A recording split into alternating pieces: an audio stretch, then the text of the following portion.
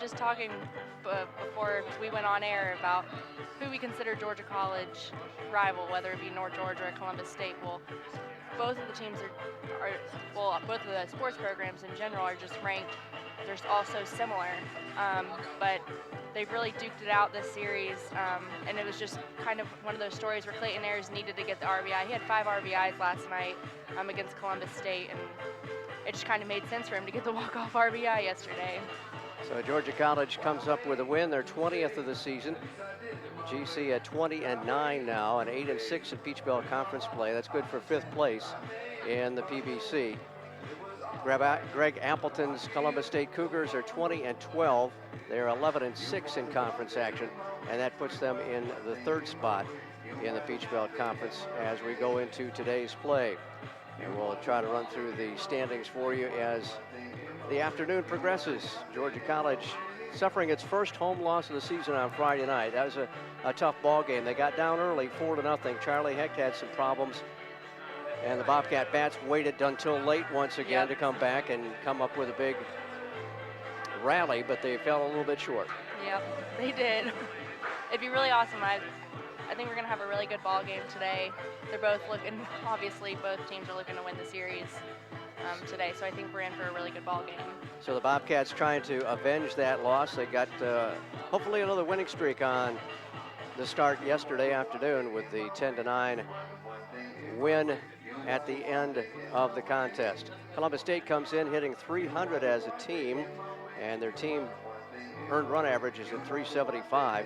The Bobcats are hitting a little better, .347, but also giving up a whole run more at 4.77 team earned run average. So the Bobcats pitching is going to be very important, and the starting pitcher today is right-hander Trevor Guthrie. We'll get a chance to see what Trevor can do here today. Comes in with a 2-2 record, 3.46 earned run average, and he will be making his 11th appearance and his 5th start. So he's been a kind of a combo man for the Bobcats this year. Yeah, he has, and he definitely has had to step up with some injuries, obviously, with Georgia College pitching. But today in the game, Trevor's really going to have to be ready for the matchup against Mason McClellan. He's got a .405 average, already 13 home runs in the season and 43 RBIs. So obviously that's Columbus State's biggest weapon, and he's just got to be ready for that matchup today.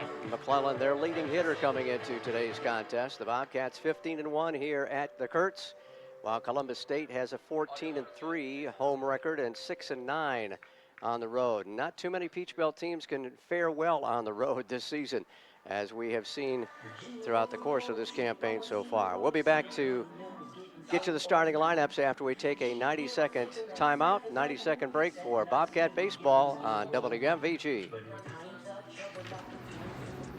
That sounds awfully hot, doesn't it?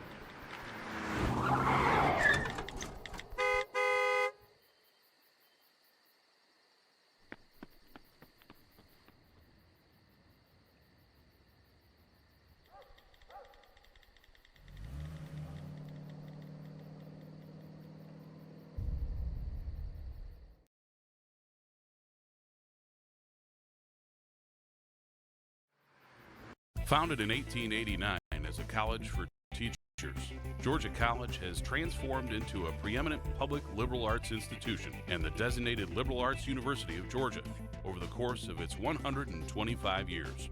Through hands-on learning, engagement with faculty, and involvement outside the classrooms, Georgia College allows students to be themselves and learn in dynamic ways. Georgia College, teaching students to make their mark on the world.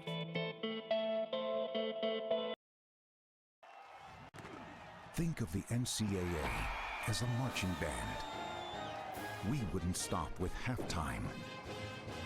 We'd be full-time, celebrating student athletes in everything they do.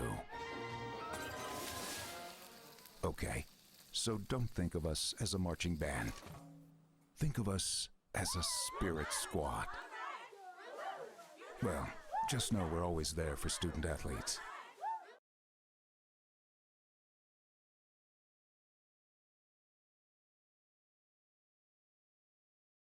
Beautiful Sunday afternoon to wrap up this 3-game series. Georgia College against Columbus State, and Jennifer's got the starting lineups for us. Yeah, batting first for Columbus State, we have center fielder Tyler Fichter. Batting second, number 25, shortstop Justin Evans. Batting third, first baseman Mason McClellan. Batting fourth, designated hitter Lake Hart. Batting fifth, left fielder Turner Vincent. Batting sixth, catcher Bryce Delavy. Batting seventh, right fielder Drew Webb. Batting eighth, second baseman Grant Berry.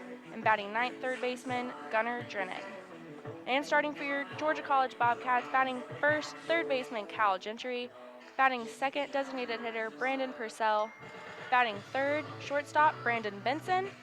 Batting fourth, center fielder Logan Maddox. Fifth, right fielder Wesley Womack. Sixth, catcher Nate Schmall. Seventh, we have first baseman Clayton Ayers. Batting eighth, left fielder Brendan Holler. And batting ninth, second baseman Garrett Green. Thank you, Jennifer. As the Bobcats and Cougars get set to wrap up the series, Coach Jason Teller out of the Bobcat dugout third base side, and he'll be joined shortly in the home plate area by the head coach, longtime head coach of the Cougars, Greg Appleton. As the Bobcats have seen their Cougars opponents in the NCAA rankings and in the NCAA championship ball game several years back when they were still playing in Montgomery for the national title. Georgia College last trip to the NCAA World Series was 2010, and we've got several of those players with us here today. And we appreciate Martin DeWald and some of the other Bobcats from the 2010 World Series team checking out the action here today.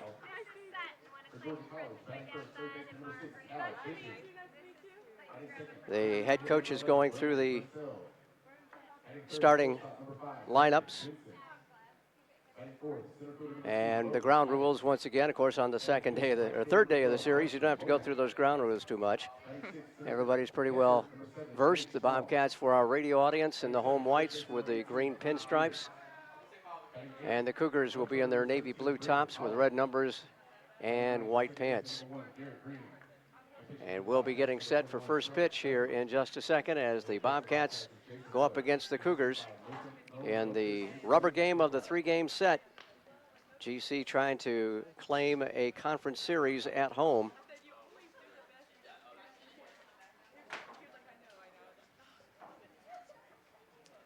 And not slip closer to 500 in Peach Belt Conference play, as they are now 8-6 in conference action. Bobcats running out onto the field, and we'll be back with the first pitch right after we take another 90-second timeout. You're listening to Georgia College Baseball on your hometown team, WMVG. Think of the NCAA as a spirit squad, cheering for student athletes at every big event and every small one. We'd be there in the classroom, at graduation, at their first job interview. Okay, so don't think of us as a spirit squad. Think of us as a mascot. Well, just know we're always there for student athletes. We are. I planned on just coming here for like 2 years, getting my core done. But once I got here, I really loved it. The atmosphere, the teachers, the classes are smaller, so you get to know your professors. I've just made so many friends here. Oh, I absolutely love it here. It feels really like home. I love how friendly everybody is. I love the sense of community that you build when you get to know everybody. It's really easy and really exciting when you find your niche. You can definitely do that here. You can find your place.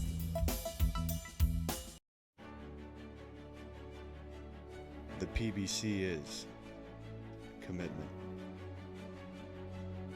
The PBC is community. The PBC is competition. The PBC is character. We are the PBC.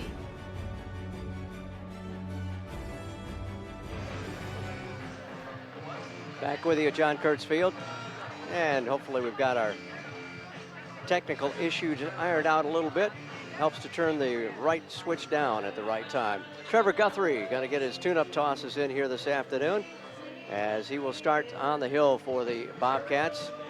Defensively, Brandon Hollers in left field, Logan Maddox in center field. Wesley Womack will hold down right field duties. Cal Gentry patrols third base for the Bobcats. Brandon Benson is the shortstop. Garrett Green is at second. Clayton Ayers, the hero of yesterday's ball game, is at first base. Nate Schmall catching in today. And he's on the behind the plate, catching in Trevor Guthrie. And let's get some numbers on Mr. Guthrie. As we told you, coming in with a 2-2 one-loss record, a 3.46 earned run average. With his 11th appearance and his 5th start, 26 innings pitched. He's given up 34 hits, 13 runs, 10 of them earned. He struck out 17, walked 6, and opponents are hitting a pretty hefty 321 against Trevor Guthrie.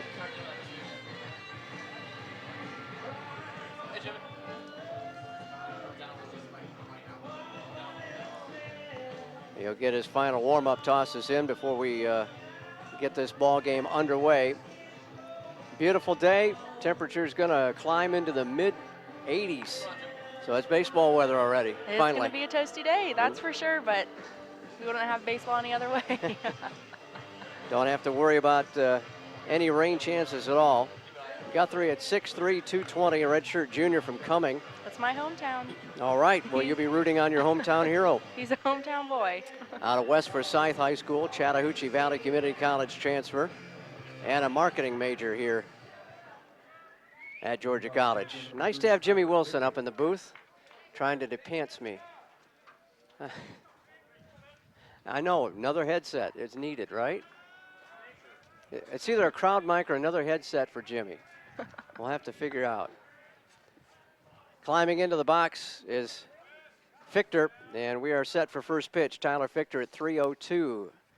And the first pitch is a two-seamer on the outside corner for a strike, 0-1. Cal Gentry in on the edge of the grass at third, anticipating a possible bunt by Mr. Fichter. Fichter with 16 runs batted in. He has an RBI. Up in the box on that left side, and the next pitch is skied to center field. Maddox in a hurry. Can he get there in time? Lays out, and it bounces out of the glove. He'll be safe at first base.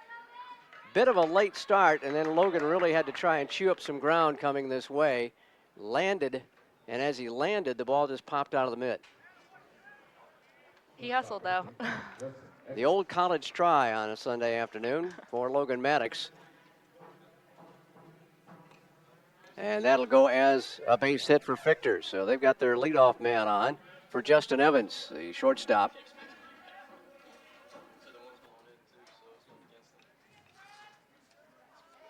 Our wind is coming in a little bit from right field, and that may have knocked that ball down just a tad. Maddox playing deep there in center field. Here's Justin Evans, right-handed hitting shortstop. And the set and the pitch, curveball, bang down the third base line, extra bases as it got past Gentry right over the bag. Rounding third, they're going to send him to the plate. The throw will go to third base, and a double by Justin Evans on the first pitch he sees gives the Cougars their first run of the day. It's 1-0. So Evans gets the two-bagger, and that'll be his 7th of the year. Give him 30 runs batted in for the campaign. And that one was just dragged right down the line. Couldn't have placed it any better. Couldn't have thrown it any better. Yeah, it looked like it took it the perfect hop. Gentry was over to his left a little bit. He didn't really have a prayer catching up to that one. So Fichter scores from first base on the double by Evans, and it's a 1-0 Columbus State lead. Mason McClellan at the plate, the big first baseman, their leading hitter at 4:05. First pitch fastball down the heart of the plate for a strike. McClellan leads the team with 13 long balls. Also leads them in RBI with 43. Having an all-conference year there is Mason McClellan. Trevor Guthrie with a set at the waist. Well, actually chest high. Holds the ball out. Swung on off the fist, fouled away. And it's 0-2. And McClellan slams his hand against the bat as if to say he should have had that one. Kept barreling in on the hands there and able to just foul it off. So Guthrie in a good count here, 0-2. trying to get our first out of the first inning. Schmall hangs out a series of signs with that runner at second base. The 0-2 offering on the way to Mason McClellan, and it's a swing and a miss, dropped by Schmall. He'll have to throw down to first to complete the putout, and he does. Pitch was in the dirt. McClellan offered at it anyway. Schmall did a good job of checking the runner at second base back to the bag before he threw on to first. Because Evans had a notion of going down there to third base. One out, runner at second base for Lake Hart. Hart at .318 on the year. He's homered 3 times and driven in 20 runs. He's the DH today for Coach Appleton. Deep in the box, kind of spreads out at that left-hand batter's box. And a big crouch. So a small strike zone for Guthrie to work with. Time requested at the plate by Hart. His batting stance takes up the whole batter's box. He does spread out. That front foot is just away from the top chalk line. The stretch from Guthrie, and he'll wheel and bluff the runner back to the bag. Some new additions to the field today. Of course, at the start of the series, we had the purple for cancer awareness on Friday, and we got the purple ribbons on either side, just outside of the artificial surface around the batter's circle. And we got a new GC logo back behind the mound. Looking good. Stretch pitch, low and outside. Tried to throw that two-seamer again, and Hart did not offer at it. It's 1-0. A run in for Columbus on a single and a double. One out with a runner at second base. Guthrie with a long look in with that runner at second. And pitches 1-0. There he got the outside corner. A lot of movement on that pitch of his. Yeah, there was. That two-seamer is really breaking for him. Evens the count at 1-1 on Lake Hart, senior out of Gainesville, Florida, and a transfer from South Georgia State. Second year with the Cougar program. Fastball drilled to the hole, base hit left field. That'll chase the run in as Holler will deliver the throw to second base. It's 2-0 Columbus. Well, Hart took that outside pitch and delivered it an opposite field single in the shortstop hole at left field.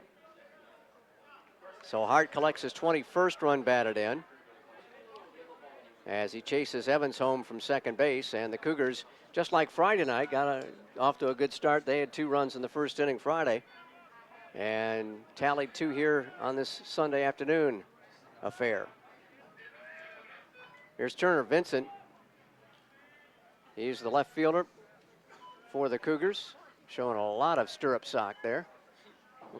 Jennifer, you'll be charged with a sock update. Hard smash to short, to second for 1, to first for 2. Actually, that ball was to Gentry at third base, and the Bobcats turn 2 around the horn. They needed that. They needed to get that that inning over with as soon as possible. 5-4-3 for the Twin Killing. 2 runs, 3 hits, no errors, and nobody left on. So Columbus with an early 2-0 lead. Bobcats for their first swing on this Sunday. Coming up in just a moment. You're listening to Georgia College Baseball on WMVG.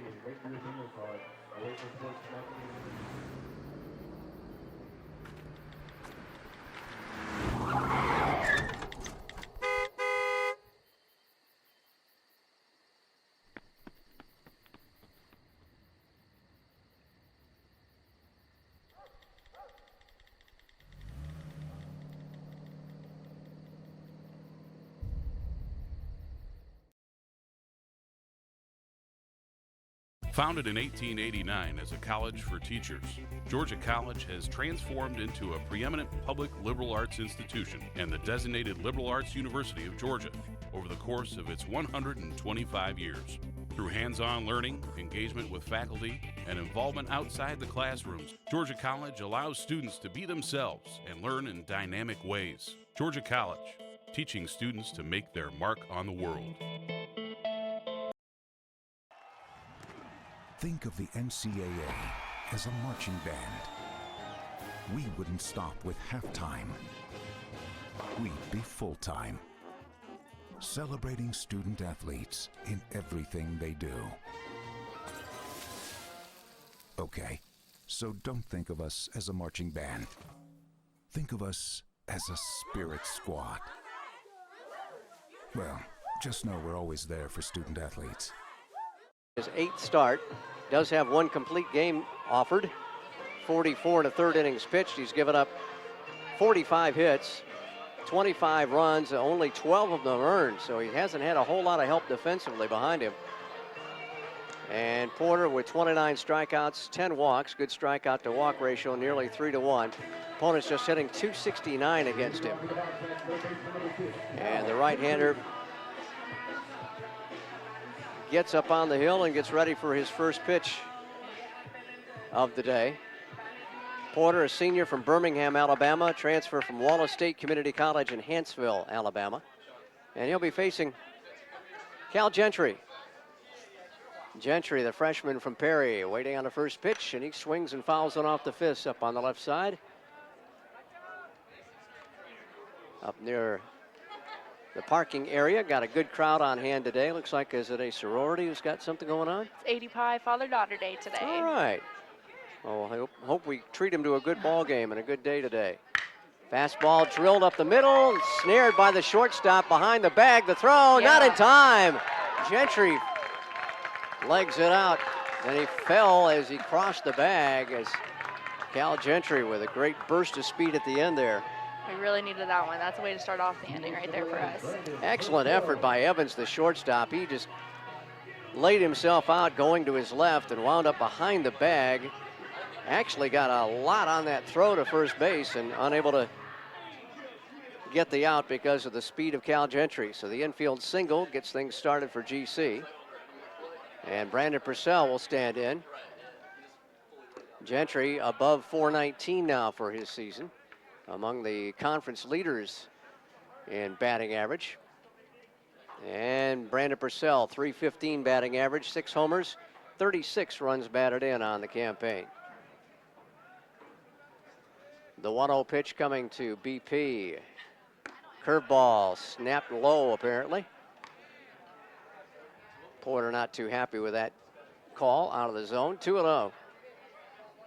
Purcell, Benson, and Maddox, the next 3 up for the Bobcats. GC's been pounding the baseball here in 2017. Overhand fastball hit to second. Spins, goes to second for 1. Red light at first. They got the double play. Nice play by Barry. Almost skipped past him, and he pirouetted and flipped it off to Evans, crossing the bag at second. So each team has turned a double play. And the bases are clear for Brandon Benson. Well, we've seen him flash some leather already today. Both sets of Cats defenders getting the job done. Brandon Benson, a .344 batting average with 14 home runs to lead the club as he looks at a strike. 47 runs driven in. That is tops on the GC list as well. Benson probably flirting with the top of the list in the Peach Belt Conference for round trippers. 0-1 pitch to him over the top fastball. Cut on and missed, and it's actually foul tipped into the mid of Delavy. And it's 0-2 on Brandon Benson. 2 out, nobody on for GC. They're trailing 2-0, batting in the bottom of the first. Porter, with his full windup with nobody on base, will fire a fastball low and outside. 1-2. Barry back on the edge of the grass at second base. The shortstop is just on the dirt as Benson's got a powerful bat. 1-2 pitch, popped up right side in foul territory. Fading toward the fence is the first baseman. And he made the catch in foul territory, leaning over the fence. Nice play by McClellan to retire Benson and the Bobcats. I was kind of blocked from view with the end of the dugout there, but the umpire said he made the catch in foul territory. Yeah, all of Columbus State looked a little hesitant there, waiting to get the sign from from Blue. No runs, 1 hit, no errors, nobody left on. We will go to the second. Bobcats trail it 2-0. Georgia College baseball on WMVG. Think of the NCAA as a spirit squad, cheering for student athletes at every big event and every small one. We'd be there in the classroom, at graduation, at their first job interview. Okay, so don't think of us as a spirit squad. Think of us as a mascot. Well, just know we're always there for student athletes. We often get the question, where does the money go? More than 90% of NCAA revenue supports 89 championships and more than 1,100 member schools that give $2.7 billion in scholarships each year. Look around you. There are more than 450,000 student athletes competing every year, succeeding on the field, in the classroom, and in life. Bottom line, we put our money where our mission is.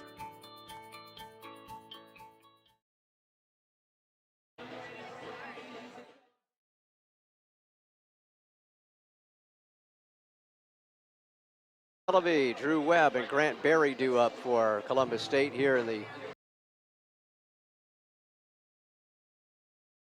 Dellaby the catcher, Webb the right fielder, and Grant Berry the second baseman. Well, not too many people in the facility had a shot at seeing that pop foul being caught, right? Yeah, not a chance. I was telling you earlier, I don't even think the third base camera had any shot at that. Yeah, maybe some of the folks up on the left field bank here behind the Bobcat dugout were able to see McClellan make the grab, and he ended the inning. Bryce Dellaby will stand in to start the second. Dellaby and 309 batting average, and he swings and fouls one straight back off the bottom of the backstop. Ricochets right back to Nate Schmall. 1 home run, 7 RBI. Dellaby making his 27th appearance. Right-handed hitter, fouls a fastball straight back again. He's right on top of it, but can't straighten it quite out. Guthrie was bringing that heat. I had a couple people sitting behind the home plate flinching. The coming native looks for the sign from Schmall, rocks and deals, 0-2. Ground ball up the middle, it'll get through for a base hit, left of the bag at second. So Guthrie had him in an 0-2 hole, but gave him something meaty to swing at, and Dellaby responds with a knock. That is already the 4th hit off Trevor Guthrie. Bobcat bullpen is empty right now. Hopefully we'll keep it that way here in the second. Drew Webb will stand in, looks down at Patrick Collins, the third base coach, for the signs before he heads to the right-hand batter's box.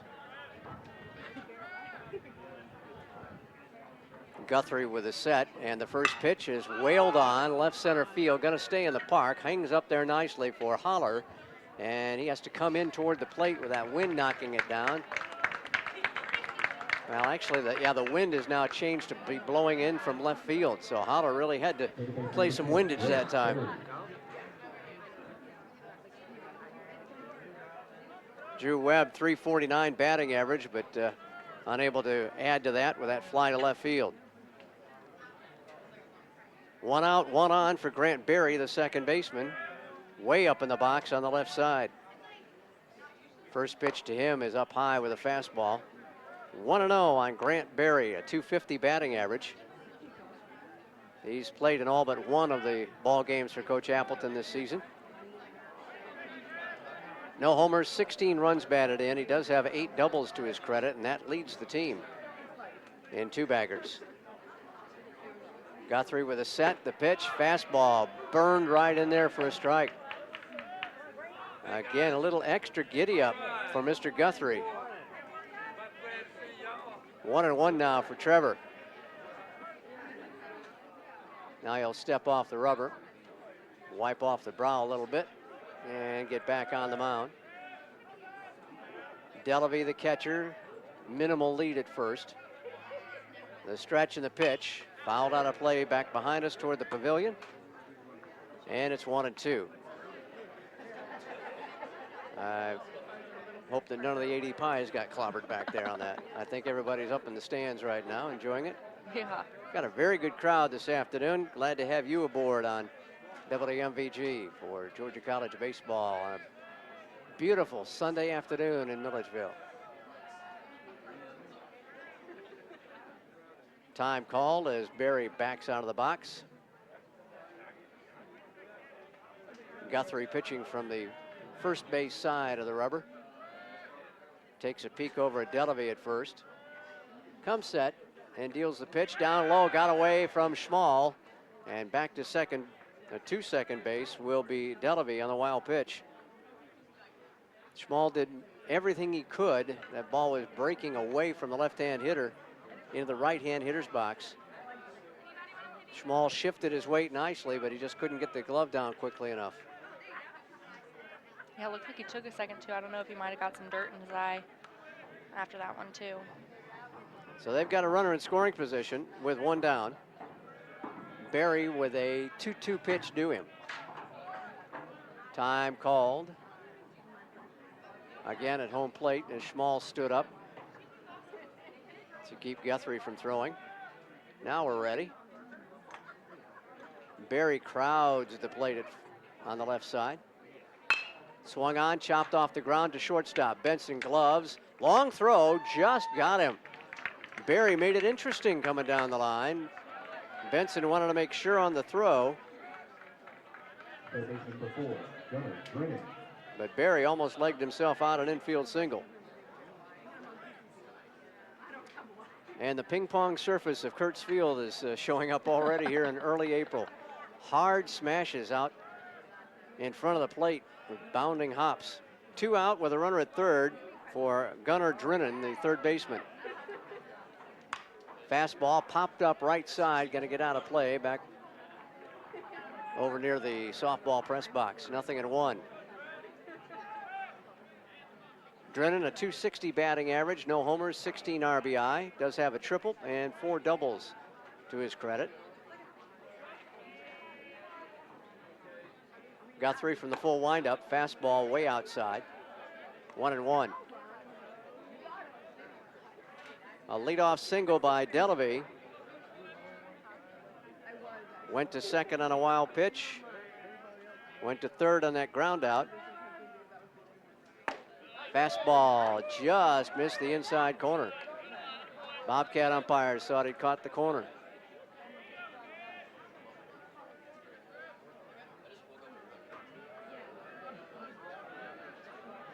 One and one pitch coming up to Gunnar Drennan. Checks his swing. It's high and inside. 2-1 now. Check and make it 3-1. I'm sorry, on Drennan. With the sun bearing down on that scoreboard, it's old eyes can't see it.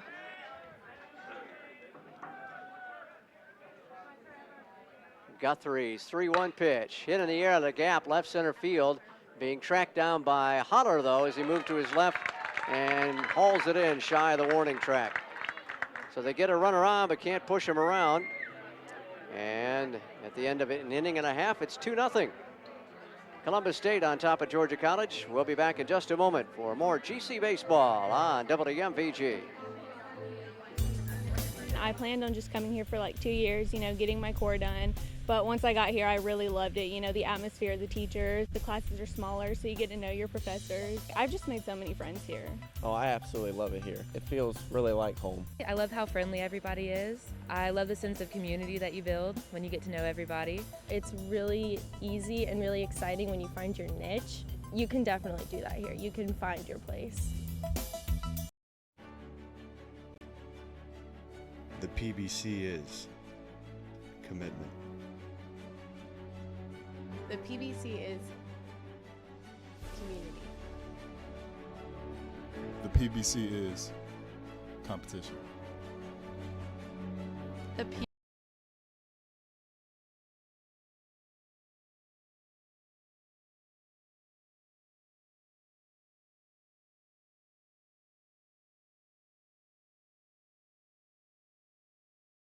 And we're back with you at the Kurtz, heading to the bottom of the second inning, a 2-0 Columbus State lead. This is the rubber game of the series They split the first two contests, Columbus winning on Friday night, despite a late rally by the Bobcats, 6-5. And then GC gave up the tying run on the top of the ninth inning yesterday, but came back and got a sacrifice fly from Clayton Ayers, his fifth run batted in that 10-9 victory for GC. Not only are these two big rivals going at it here, Jennifer, and part of the top half of the Peach Belt Conference, of course, but they're nationally ranked as well. Yeah. Columbus is 28th on this week's collegiate baseball newspaper poll, and the Bobcats are tied for 29th with USC Aiken. Yeah. So some bragging rights for this series, not just in the Peach Belt, but nationally as well. Logan Maddox, Wesley Womack, and Nate Schmall due up for Georgia College as the Cats bat in the bottom of inning 2. Porter's first pitch is a curve, settles in for a strike, 0-1. Logan's been pretty quiet the past few games, so it'll be interesting to see if he can get us going on something. Logan's batting average slipped all the way to 378 now. He's been around 400 most of the season. One hopper to the second baseman, Barry to his left for a step, and he'll gather it in for the out. So Maddox is retired 4-3. Wesley Womack will come to the plate now for Georgia College. Womack a 359 batting average with 3 round trippers, 29 runs batted in. Maddox, by the way, up to 8 home runs on the season. Benson, the only Bobcat in double figures in home runs. GC is slugged 37 coming into today. 31 home runs for the Cougars.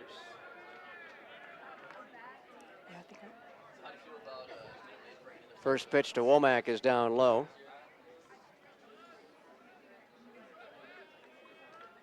Wesley with a nice 359 batting average. In addition to those 3 homers, he has 9 doubles, and a pitch is outside, maybe a tad low. 2-0 now to Wesley Womack. A 2-0 Cougar lead here in the bottom of inning 2. They got their 2 runs in the first frame off Guthrie. Swung on, lifted in the air to center field, playable for Fichter.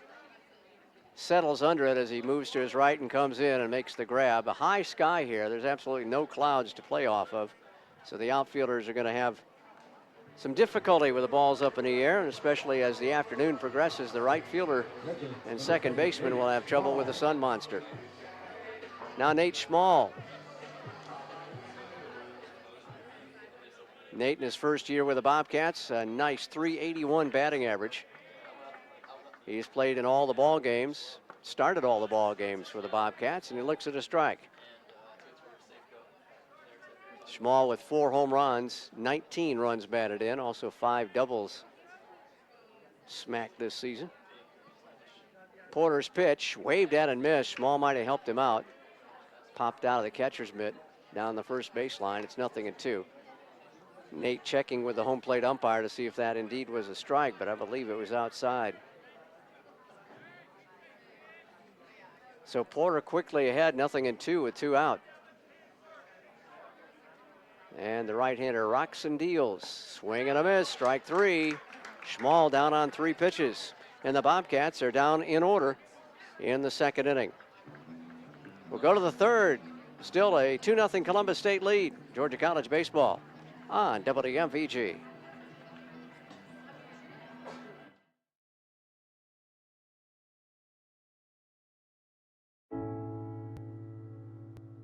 I guess sometimes things just happen. Devastating things. Your whole world changes in an instant. That's what happened to me the day my mother had a stroke. I'm Paul George, and I want you to spot a stroke fast. F, face drooping. A, arm weakness. S, speech difficulty. T, time to call 911. Protect the ones you love. Spot a stroke fast.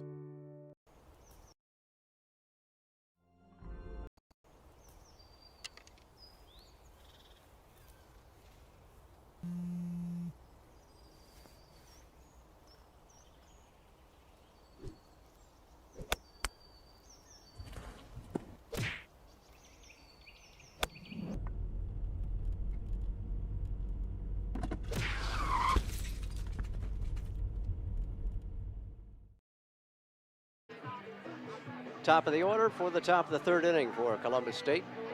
Fichter, Evans, and McClellan due up.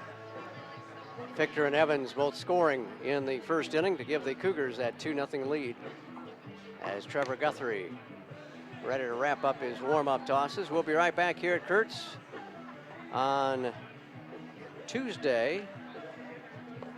I believe it's Tuesday. It might be Wednesday. It'll be up against Clark Atlanta on Tuesday afternoon. 3:50 airtime here on WMVG. Bobcats against the Panthers, so another cat fight going at it at the Kurtz on Tuesday. Non-conference action, of course. Bobcats did not have a non-conference ball game this past week,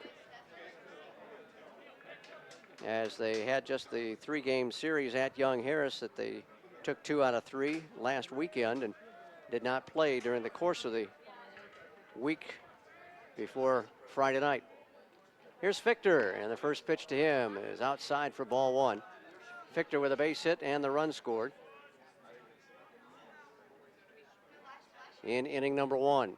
Both teams sitting on 20 victories on the year.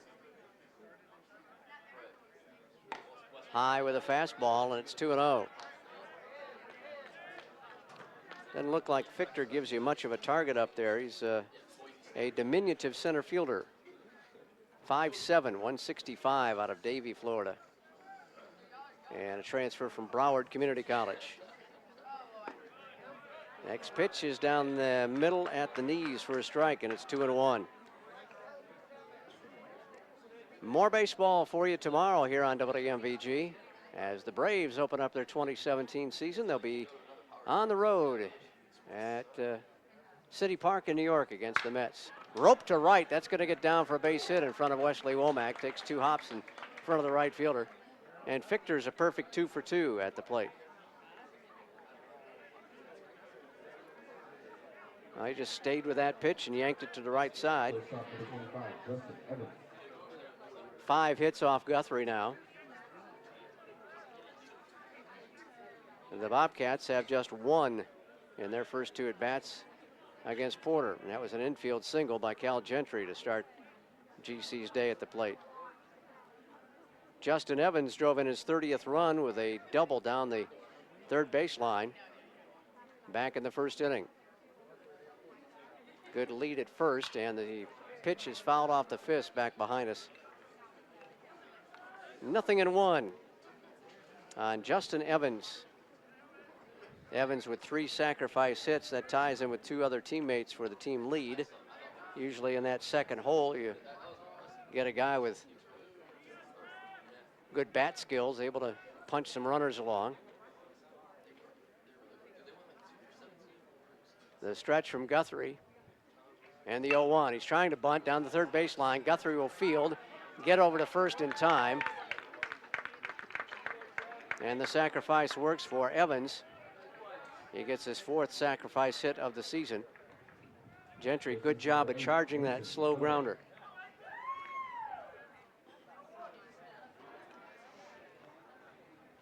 Fichter moves to second into scoring position on the sac bunt for Mason McClellan, their leading RBI man, who struck out swinging in the first inning. He's got a chance to deliver here once again for the visiting Cougars. Bobcats are deep on that left side, respecting the power of McClellan.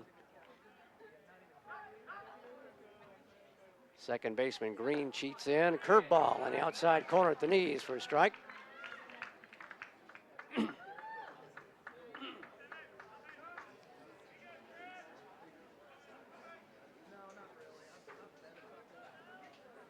Gentry also very near the line at third base. Guthrie with the set, the 0-1, swung on, lifted to left, having to come in for it is Holler, and he'll make the catch. He was almost handshake distance to the warning track back there. Yeah. Playing very deep on McClellan, had to come in on the fly ball. That's the second out of the inning, and we do not allow Fichter to move to third. So 2 out with a runner at second base for the DH, Lake Hart. Hart drove in his 21st run of the year with a base hit in the first inning. Garrett Green is about 5 steps on the grass at second base. Not your normal second base position. Outside with a two-seamer, 1-0. It's almost like the rover in softball, right? He's trying to flag down some hot shots. The Cougars, as we said, with a 300 batting average, but they put charges into balls. I mean, they just smack them. And the Bobcats respecting that power.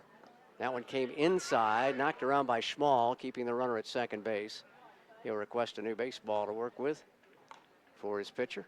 2-0 now on the DH, Lake Hart. Cougars got 2 in the first, and that's the only scoring so far today. They're batting here in the top of the third with 2 out, a runner at second. Guthrie takes his time looking in for the sign from Schmall. And the 2-0 offering coming up to Lake Hart. Swing and a miss. It's a great pitch there, too. Looked like he took a little bit off the fastball. Dialed down the MPHs some. And Hart was way out in front of it. 2-1.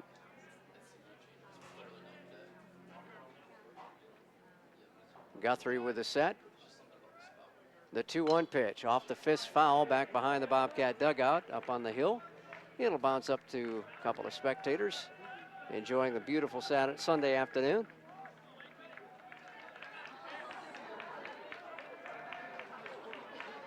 Deuce is wild, 2-2 with 2 out. Runner at second base. Our first deuce is wild, Mr. Weston, if you're listening or viewing. I'm sure he's got a lot of other things to do on a Sunday. Pitch is outside. Schmall wanted it out there, but maybe not that far. As Hart didn't nibble on it.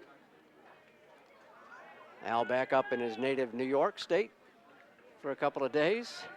And Reed just gave the high sign. Another native New Yorker. The set and the payoff pitch is down low in the dirt, skips away from Schmall.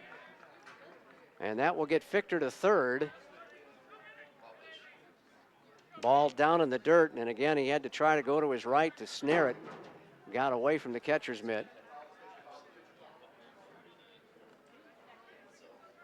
So the first make it the second wild pitch already for Guthrie in this ball game.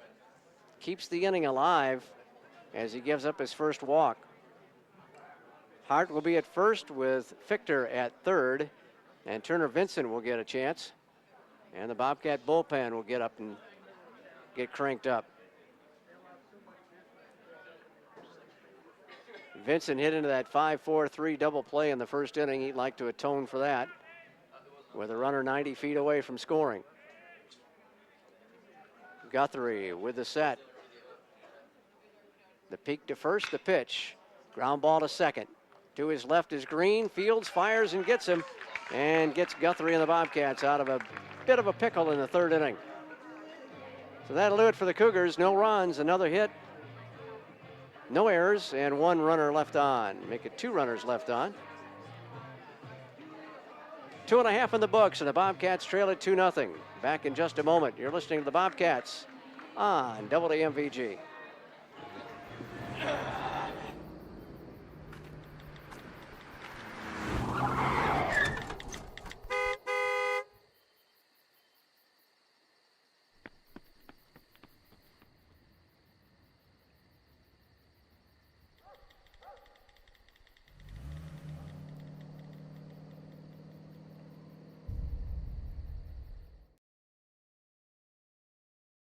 Founded in 1889 as a college for teachers, Georgia College has transformed into a preeminent public liberal arts institution and the designated liberal arts university of Georgia over the course of its 125 years.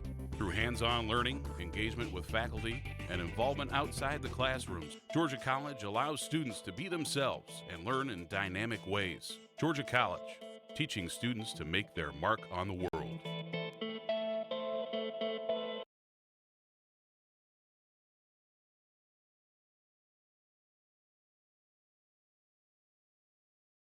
Bottom third of the order due up for the Bobcats. In the bottom of the third, Clayton Ayers, Brandon Holler, and Garrett Green for their first swings of the day. Porter gave up an infield single to Cal Gentry in the top of the first inning, but got a double play ball, so he's faced the minimum to this point. What a day Clayton had yesterday, I guess, huh? Yeah. Sorry I missed that one. Nice. Oh, I am too. I watched it from my bed. Well, let's see if he can carry it over into today too. Clayton with 5 runs batted in against the Cougars yesterday, up to 26 for the year. And the first pitch to him is taken outside for ball 1. Clayton now under the 300 mark for the season batting average wise at 295. He has a pair of home runs, 8 doubles on the year. And he'll swing and send one to third. Knocked down by the third baseman. He recovers, throws, gets him. That is a highlight reel play right there, folks. Drennan going to his left, had the smash go off the top of the mitt. He kind of punched at it with the mitt, came down with it in the glove, and then had a great throw to first base to rob Clayton Ayers.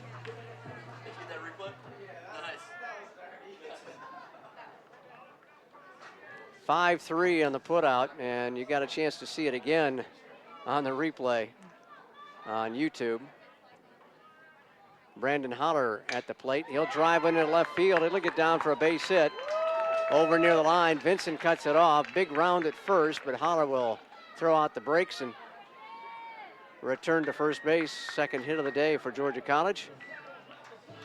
Brendan came in at .358, so he'll add to that batting average.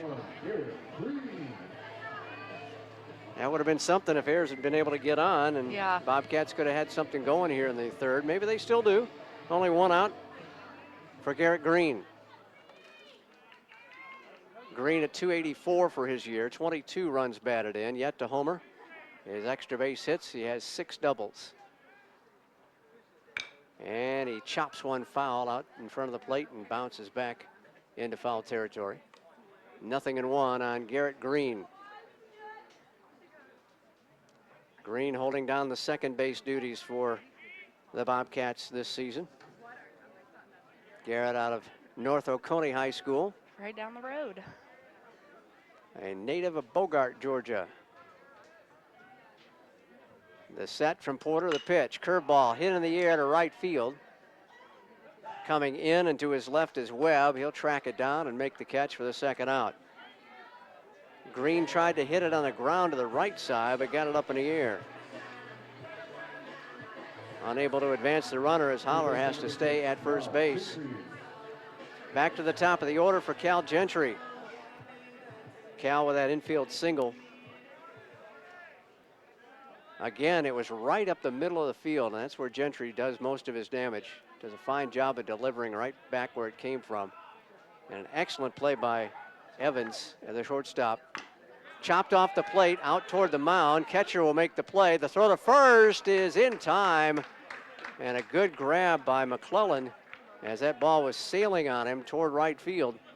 But he stretched it out and made the grab. So Gentry on the first pitch is out 2.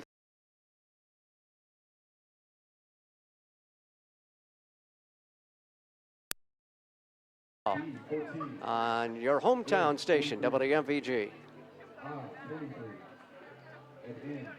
Are you ready for your... Think of the NCAA as a marching band. We wouldn't stop with halftime. We'd be full-time, celebrating student athletes in everything they do. Okay, so don't think of us as a marching band. Think of us as a spirit squad. Well, just know we're always there for student athletes. Think of the NCAA as a spirit squad, cheering for student athletes at every big event and every small one. We'd be there in the classroom, at graduation, at their first job interview. Okay, so don't think of us as a spirit squad. Think of us as a mascot. Well, just know we're always there for student athletes. Just like he did in the second inning. As we move on to inning number 4. Delavie, Webb, and Barry. 5 hits surrendered by Guthrie. The 2 runs came back in the first inning. And he's had some defense to help him out. The last 2 innings, a couple of wild pitches in the ball game so far. One in the second, one in the third. His first 2 wild pitches of the season. Delavie with a single to left, and he got the second on the wild pitch and third on a ground out, but was held up there. First pitch from Guthrie is fouled off the end of the bat for strike 1. I understand you have something interesting on our battery here today. Yeah, so Trevor and Nate Schmall obviously both are from coming along with Logan Howard, one of our other pitchers. But in 2015, Cumming, Georgia had 34 baseball players that were playing college baseball at the time. And Trevor, Logan, and Schmall were 3 of the 34, which I thought was pretty cool. Because not a lot of cool things come from Cumming. Oh, come on. You're selling it short. 0-2 on Delavie. As the pitch from Guthrie hangs up high for a ball, 1-2. So we've got the battery mates, both out of Cumming. Now, did they go to school together? No. Nate Schmall went to South. Okay. Trevor went to West, and Logan Howard and we went to high school together at Forsyth Central. Come back through the box and into center field for a base hit. Again, Guthrie had an 0-2 pitch and a little too much of the plate for Delavie, who picks up his second consecutive hit to start his day at the Kurtz. So they're scattered all over the place in Cumming, huh? Yeah. I didn't realize you had that many schools. Oh, Forsyth County is one of the fastest growing counties. Well, that's true. Right now. That is true. Forsyth is huge, and it's a big drawing point for Georgia College. Yeah, and being somebody who's lived there her entire life, she wants it to slow down a little bit. So a leadoff single for Delavie, and Drew Webb will come up, the right fielder with a fly to left. Guthrie steps off the rubber, takes a deep breath, and now settles back in with that right foot up against the slab. And that base hit will get the Bobcat bullpen going again. Charlie Hecht is out throwing. He started Friday's ball game. Up high with a fastball. Guthrie has been up high to the first 2 batters in this inning. Let's hope that's not a sign of some issues, and Coach Eller is going to make sure of that. Jason Eller, the head coach of the Bobcats, will trudge out of the dugout, third base side, and gather the infield up and talk to both Guthrie and Schmall. Hecht has not been throwing long. He's just starting to take some long tosses. Charlie, I believe, pitched into the 3rd inning on Friday night, if memory serves. Gave up 4 early runs. Didn't throw a whole lot of pitches, but Cougars liked what they saw, unfortunately. Yeah. So he is getting warmed up. And the home plate umpire will try to hurry up the confab here on the hill. Guthrie surrendering 6 hits to this point in the ball game. Jason Eller claps his hands and heads back to the dugout at a trot. Faster going back to the dugout than he was coming in. Buying some time for Charlie Hecht, who's now on the pitching rubber in the bullpen and getting serious about the warm-up. So Webb awaits his first pitch, the right-handed hitting right fielder.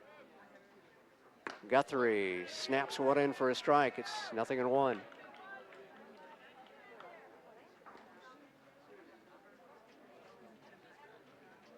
Garrett Green cheated towards second base a little bit, so there's a good gap between the second baseman and the first baseman, with Ayers holding on the bag with a runner, Delavie. The stretch, the pitch, popped up right side. That'll fade out of play. Back behind the Cougar dugout. Bounces off the softball press box. I think it stayed there too. It bounced down. Oh. It almost just stuck. You're right. It looked like it hit the corner of the roof and looked like it was going to stick up there, but on the underside of the roof. 0-2 the count on Drew Webb. Guthrie with the chest high set and the pitch. Fastball missed a little bit low, 1-2. Webb looks down for his marching orders, if there are any. Patrick Collins just said swing away and get a hit. Simple as that. 1-2 pitch, banged in the air to left field. That'll get down for extra bases. Cut off, and no, it makes to the wall past Holler. That'll score a run, and Webb will get into second base with the double to left, and the Cougars have a 3-0 lead. Thought Holler was going to be able to cut it off, and that might have kept Delavy at third base. But no such luck.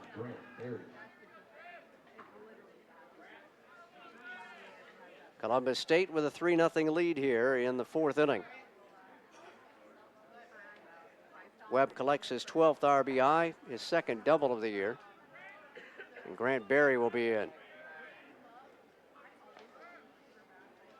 Left-handed hitter. Two-seamer broke away too far, maybe a little low.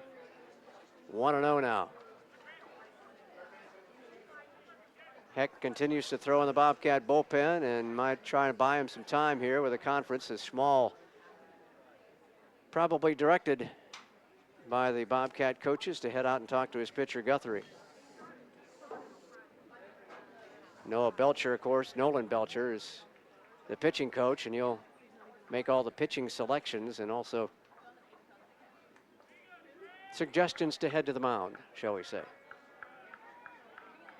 And Coach Eller is out of the dugout for the second time this inning, and that will be a pitching change for GC. So Guthrie's afternoon is over.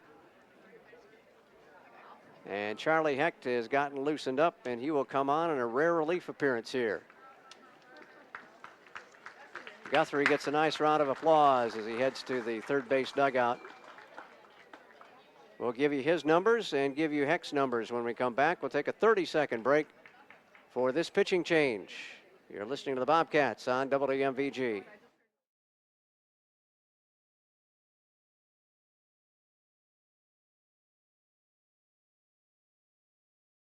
We often get the question, where does the money go? More than 90% of NCAA revenue supports 89 championships and more than 1,100 member schools that give $2.7 billion in scholarships each year. Look around you. There are more than 450,000 student athletes competing every year, succeeding on the field, in the classroom, and in life. Bottom line, we put our money where our mission is.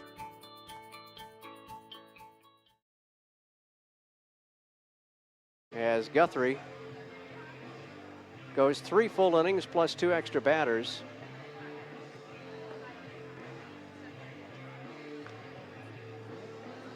Seven hits surrendered by Guthrie, and the runners at first and second, or rather at second base, his responsibility. He gave up a total of 4 runs. I make it 3 runs, I'm sorry. A 3-0 lead for the Cougars.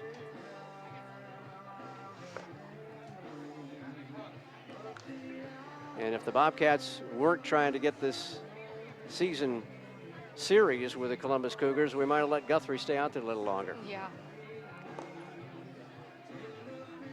But Charlie Hecht, who started the ball game Friday night, will be on in relief for GC here in the third inning. And Charlie making his second relief appearance of the season. He's 3-3 on the year, 4.78 earned run average. He's pitched in 49 innings, given up 33 runs, 26 of them earned. 36 strikeouts to 10 walks. Nice 3.5 to 1 ratio there. And opponents are hitting .289 against the right-hander from Johns Creek. He will face Grant Berry and inherit a 1-0 count. With a runner at second, a run in, and nobody out here in the fourth. Berry way up in the box on the left side. And Hecht will bluff a throw to second base. Berry out of Marietta from Lassiter High School, sophomore with the Cougars.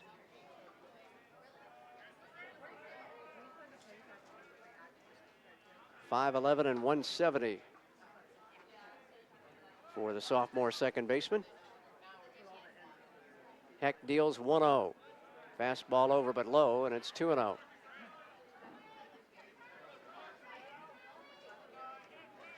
Delavie started the inning with a single, scored on the double by Drew Webb.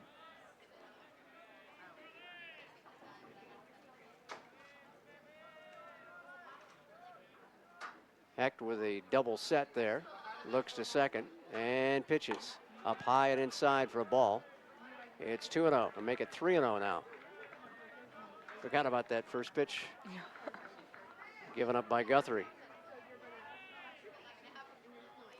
So Hecht trying to resurrect something after Friday night's performance. Like to get that bitter taste out of his mouth here on this Sunday.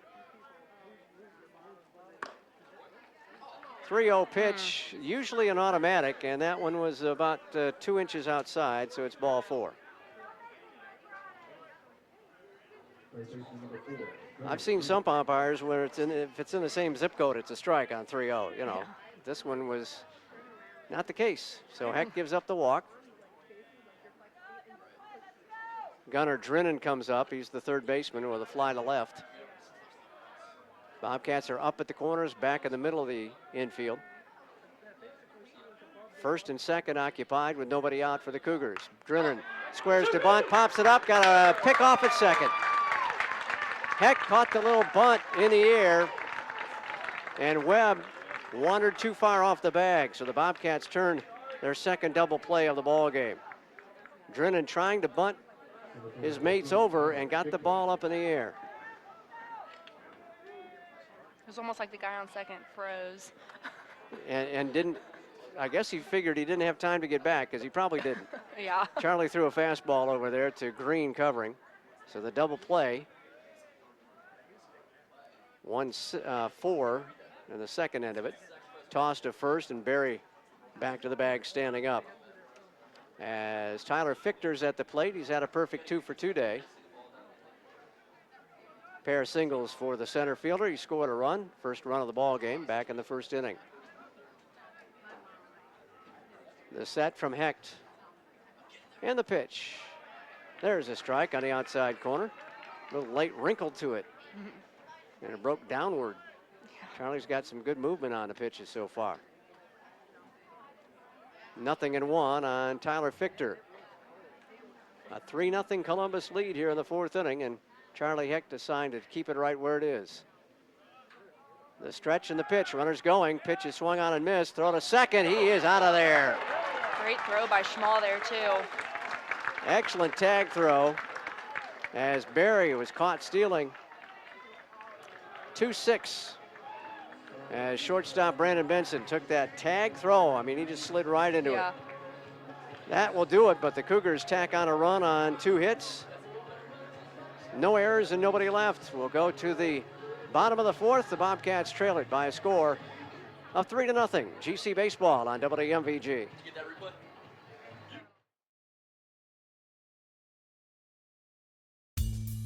I planned on just coming here for like 2 years, getting my core done. But once I got here, I really loved it. The atmosphere, the teachers, the classes are smaller, so you get to know your professors. I've just made so many friends here. Oh, I absolutely love it here. It feels really like home. I love how friendly everybody is. I love the sense of community that you build when you get to know everybody. It's really easy and really exciting when you find your niche. You can definitely do that here. You can find your place.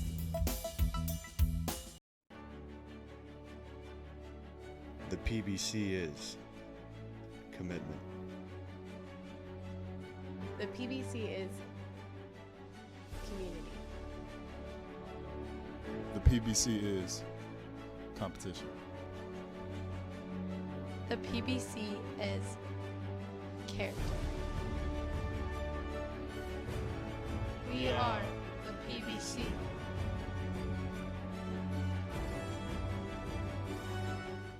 And this is WMVG Milledgeville. As we're right at 2 o'clock on a beautiful Sunday afternoon at the Kurtz. Bobcats need to get some offense going, trailing 3-0 in the bottom of the 4th inning. It'll be Purcell, Benson, and Maddox due up for GC. Understand the folks on YouTube got a replay of that that toss to second base. And that was a pretty toss from Nate Schmall to Benson covering the bag. Brandon Purcell popped it up as he tried to bunt his way on, and fortunately it fell away from Delavy behind the dish. So it's 0-1. Purcell hit into a 4-6-3 double play in the first inning. And his lone at bat so far. The Bobcats have managed just 2 hits off Porter. Brandon came in at 3:15. Porter's pitch down low apparently. It's 1-1 now on the Bobcat DH today. Brandon caught the first 2 ball games for GC and getting the day off behind the dish with Schmall back there. There's a strike, pumped right in there. 1-2. And Schmall earned his meal money with that throw down to second.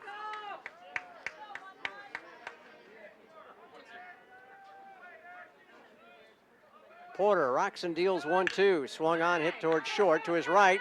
On his knees, recovers, throws, didn't get him. Evans with a fine play. Looked like he went about crisscross applesauce trying to get it too on the ground.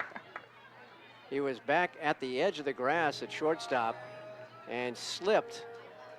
Had to right himself and then make a strong throw, which was just a little bit tardy. So Brandon Purcell gets a single. And maybe that's a good start for the Bobcats here in the 4th inning. The other Brandon in the lineup, Benson, will come up. He popped out to McClellan just beyond the first base dugout, out of our view. There's a base hit down the left field line. Extra bases. Purcell will come in as the ball is bobbled in left field. The throw to the plate will not be in time. Brandon Benson will get at least a single. We'll check with Reed on the scoring. Double all the way and an RBI. Momentarily bobbled in the corner by Vinson. But Benson with a rocket down left field. Gets his 9th double of the year, his 48th RBI. The Bobcats are on the board. I saw the windmill arm of Coach Ellis going there, trying to get the Coach Eller trying to bring the runner around, and then when he saw the ball get away from the left fielder, he motioned for Purcell to make it to the plate. Curveball outside corner for a strike to Logan Maddox. Maddox with a chance to trim the deficit even more. Lowe with a ground out to the second baseman in the second inning. And he'll foul one out of play left side. Bounces off the walkway between the 2 diamonds here at the Peeler Complex. 0-2 on Logan Maddox. Need to get that bat going again. Logan has driven in 38 runs on the year. A .378 batting average for Lowe prior to his first at bat. The stretch from Porter and the pitch. Bounces away from the catcher over toward the Bobcat on deck circle, and getting to third is Brandon Benson on the wild pitch by Porter. Delavy had no prayer of catching up to that one.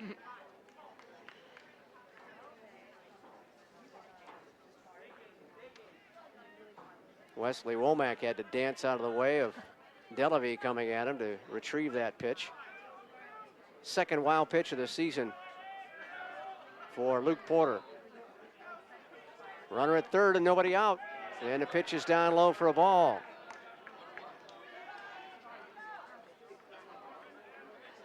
2-2 now on Maddox, who had the count 0-2, but has battled back to even things up. They are back defensively. They will surrender a run, it looks like, for an out. And it's hit in the air to right field, right in the tracks of Webb. He'll make the catch, load up the throw. It'll come down the third baseline. And the Bobcats have made it a 3-2 ball game on the RBI sacrifice fly by Logan Maddox.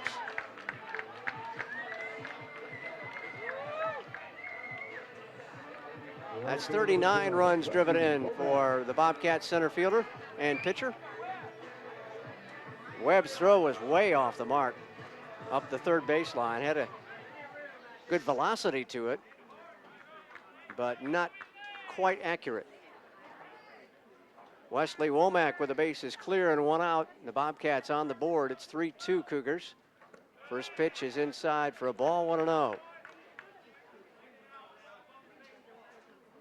Womack first time up. Sky to center fielder Fichter. Wind is blowing in from right. Kind of swirling wind here today. Seen it all over the place. Pitch on the outside corner, squares it up at 1-1. We've seen the ball of the flag here on the pole to our right, blowing in from right and then in from left. Porter with a 1-1 pitch, and it's flailed to left. Womack's going to get an opposite field single. He's in the perfect spot, too.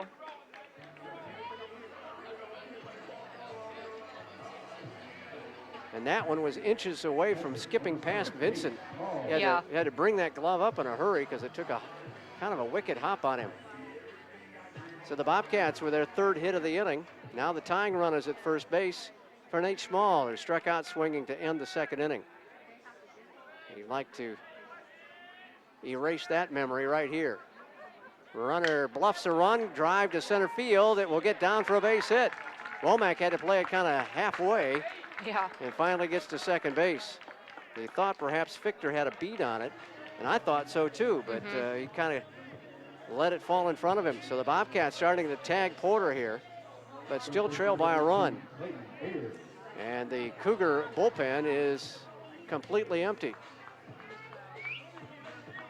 That may change here if the Clayton Ayers can come up with a big knock.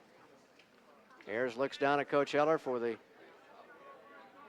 signal, see if there's a play on here. One out. A runner at second base, 2 runs in for the Cats in the fourth inning. Cougars have a 3-2 advantage. Luke Porter with the set. Looks to second, pitches to the plate. Fastball misses low and away.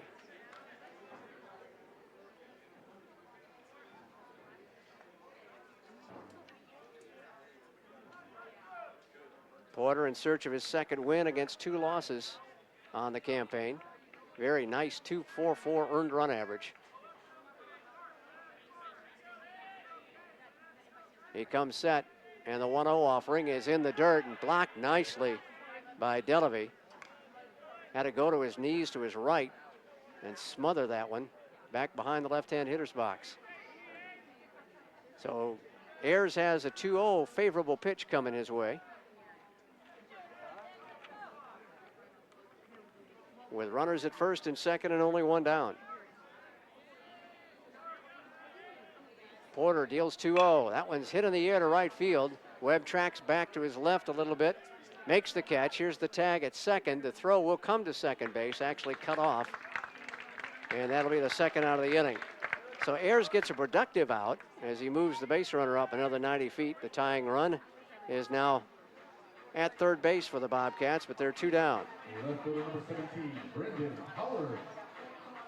And at that point, there's no wind to do anything to that baseball. I was hoping for a little breeze to go out for a change and move Webb around a little bit at least. Brendan Holler had a base hit in his first appearance back in the third inning. He's got runners at the corners with 2 out. And the Cats trailing by 1. Holler, left-hander against the right-hander Porter. Swings at the first pitch, tried to go oppo, and smacks it up on the top of the backstop. It's 0-1. Tried to time that one out and go to left field with it. came up just a little short.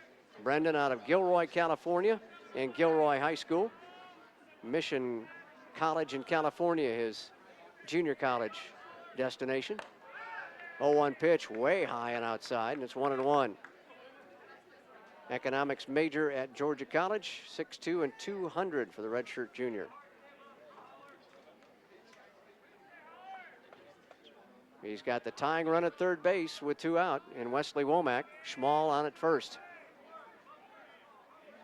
Porter set and pitch. Fastball right down the heart of the plate at the knees for a strike. And now Porter is battled back to regain the advantage. It's 1-2.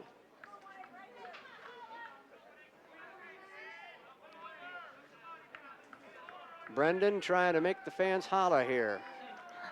The set from the right-hander. And he drives it to right center. It'll get down for a base hit. Tying run scores from third. Holler digs for second. He's got a double. And he does make him holler. He just reached out and pounded that one for his 5th double of the year. RBI number 13 on the season. Womack scoring easily from first.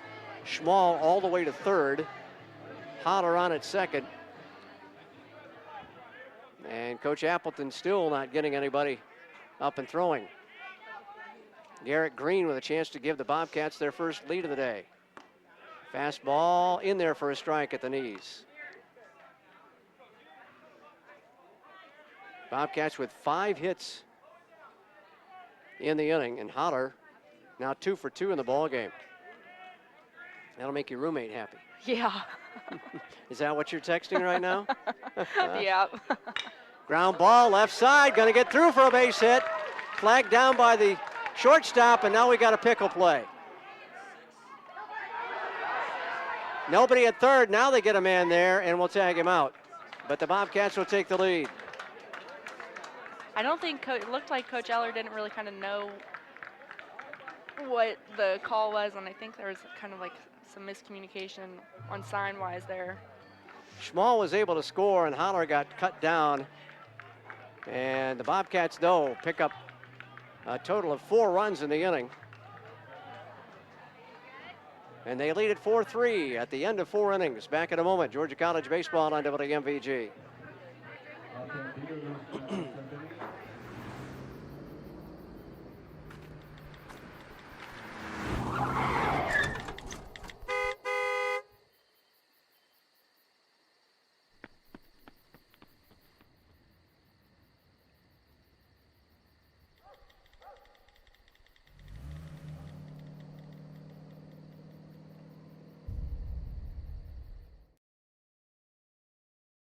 Founded in 1889 as a college for teachers, Georgia College has transformed into a preeminent public liberal arts institution and the designated liberal arts university of Georgia over the course of its 125 years.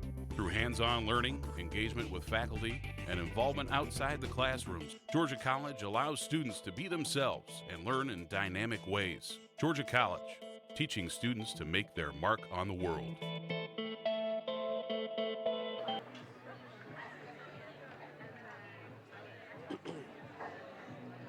We almost hit around it. And 8 men to the plate, half of them score, and the Bobcats have a 4-3 lead at the end of 4. Great play by the shortstop, Evans. I don't know how he flagged down that high bounding ball in short left field. Was able to get the glove on it. Did not prevent the go-ahead run scoring, but he had a problem with, or he was able to give Holler a problem there. Holler rounded the bag a little too far, and that got caught in the rundown. I believe it's a 6-2-6 rundown. We'll check with Reed on that, but the rundown shuts down the Cats' inning, but a big inning it was. Yeah, it looked like Coach had kind of giving him the go-ahead sign, and then realized, oh wait. A little bit too close. First pitch to Fichter is taken for strike 1. He was at the plate when Grant Berry was cut down, trying to steal second. Charlie Hecht in command now for the Bobcats. So Guthrie's off the hook for a loss. And a two-seamer breaks way outside for a ball. 1-1. Fichter with a pair of singles so far for his day here at the Kurtz. And a run scored. Almost scored a second one. He'll line one into right center field. That's a gapper, and that'll be extra bases.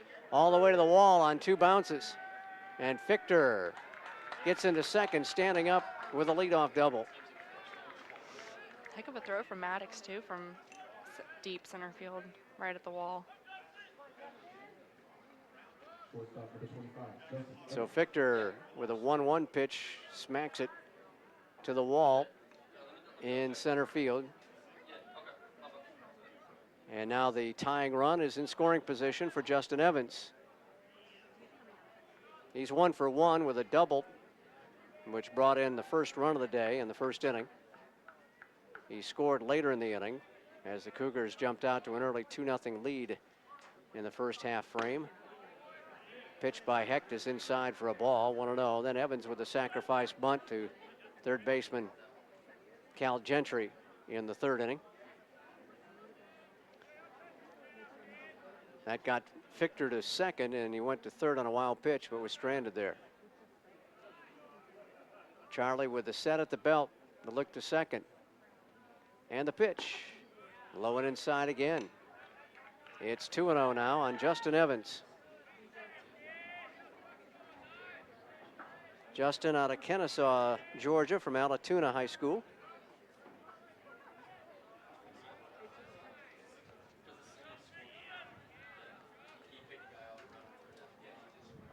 Heck comes set, and the 2-0 pitch. Pop foul back our way and out of the play. 2-1 now the count on the shortstop, who has turned in some gems here, not just today, but all weekend long, according to Reed. Jeez. No, he's been, I don't even know. He's been doing all sorts of stuff out there today. Great range, great arm, and pretty heady IQ, I should say, for baseball. Knows what to do with the ball when he gets it. And there's a fastball at the knees for a strike.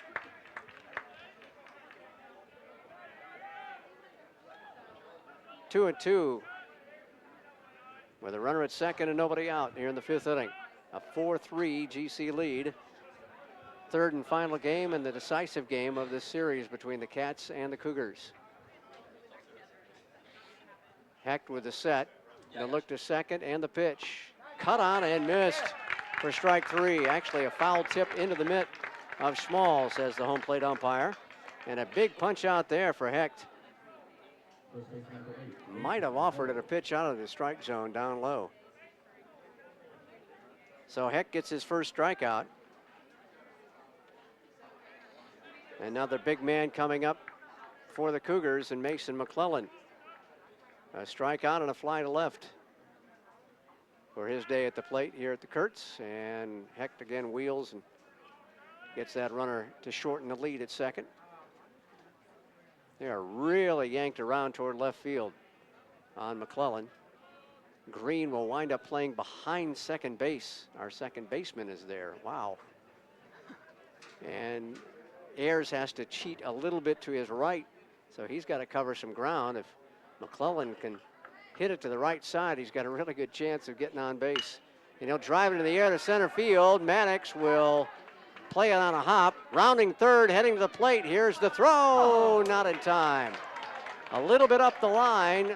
A reach back tag attempt by Small. He was unable to get him.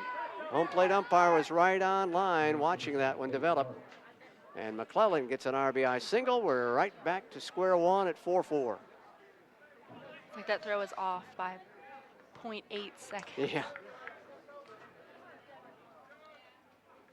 Maddox tried to deke Fichter a little bit as he threw the glove up in the air like he was going to try and catch it on the fly, and it bounced in front of him.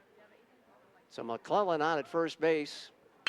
Ground ball to the right side. Green will go to second. There's one. Turn to first. Got it.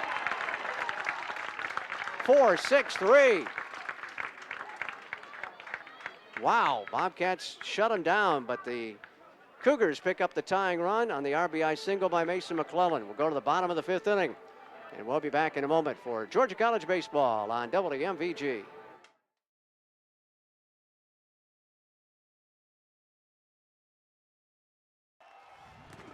Think of the NCAA as a marching band. We wouldn't stop with halftime. We'd be full-time, celebrating student athletes in everything they do. Okay, so don't think of us as a marching band. Think of us as a spirit squad. Well, just know we're always there for student athletes. Think of the NCAA as a spirit squad, cheering for student athletes at every big event and every small one. We'd be there in the classroom, at graduation, at their first job interview. Okay, so don't think of us as a spirit squad. Think of us as a mascot. Well, just know we're always there for student athletes. We're halfway home and we're all tied up at 4 runs apiece. Georgia College and Columbus State on a Sunday afternoon as we wrap up the Peach Belt Series. One of the first series that we've been able to keep it as a game-a-day series for a weekend. Rain has messed up those plans. Top of the order for Georgia College, it's Cal Gentry, Brandon Purcell, and Brandon Benson. Bobcats had their hitting shoes on in the 4th inning with 4 big runs and 6 hits. And Gentry will send the first pitch to the second baseman. Barry to his left, gloves, and gets him.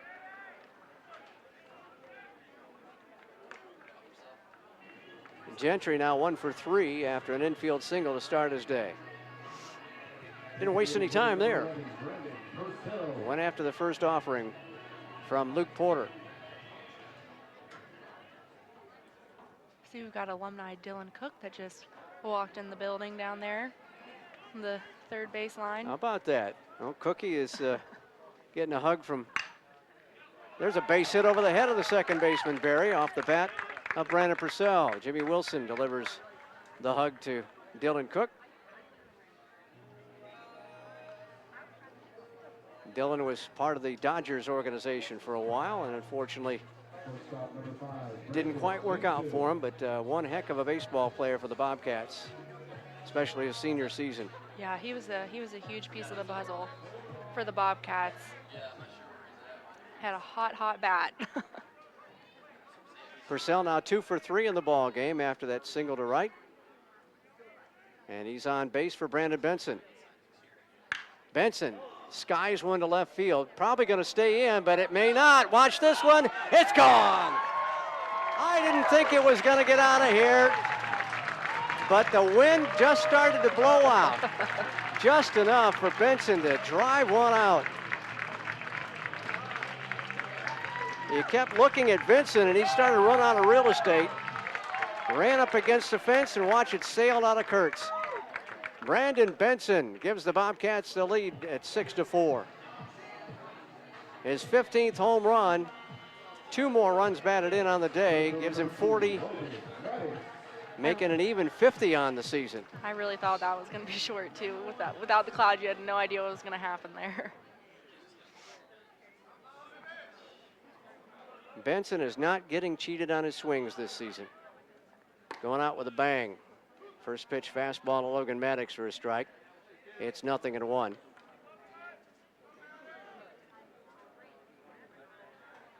And for Porter, that will be the 6th home run he's given up this season. That one stroked to left for a base hit. Maddox with a one-hand single. Took the bottom hand off the bat, it looked like, and just used the top hand to drive it to left. And now the bullpen will get busy for the Cougars, as the Bobcats have had 3 straight hits off Luke Porter. Maddox is 1 for 2. Had a sac fly in the 4th inning for his 39th run batted in. Now he's at first base with 1 down for Wesley Womack.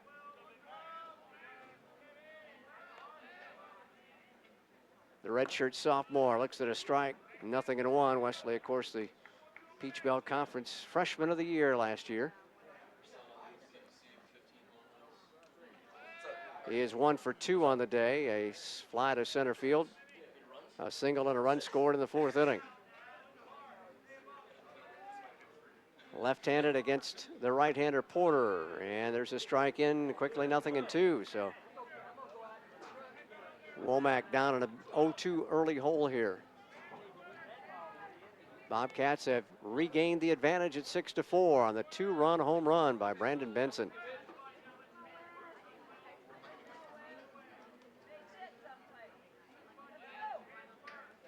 Porter with a set. They want the pitch outside. It'll be outside and low. 1-2. Delavie was settled in almost behind the right-hand hitter's box. Had we put up a catcher's box back there, I guess he would have been out of it. He was that far away from Womack and off the dish. Small lead at first for Maddox. A drive to right, it will be foul. Flagged down by the bullpen catcher. Nice job out there.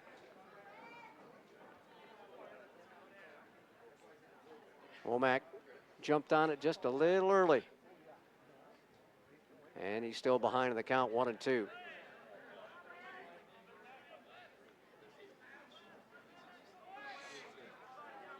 Porter will come set and deal 1-2 to Womack. There's a drive to left field. It'll get down for a base hit, maybe extra bases. Rounding second, heading to third, and coming to the plate is Maddox. He will score without a throw, and the Cats lead at 7-4.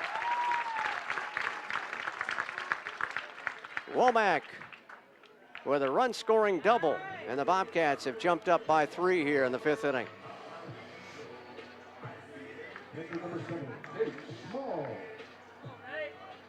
Again, we're just getting out in front of the ball and firing it down the line. Coach Eller had that right arm going almost immediately when Maddox hit second base, sending him around. Nate Schmall with a chance to do some more damage. Big curveball in for a strike. Very late snap on that pitch. 0-1. Bobcats with 4 in the 4th and 3 so far here in the 5th. For all their damage to this point. There's a blast to left center field. Tracking back is Fichter. Does he have room? He does. He tracks it down and makes the catch for out number 2. A great running grab by Fichter in left center field.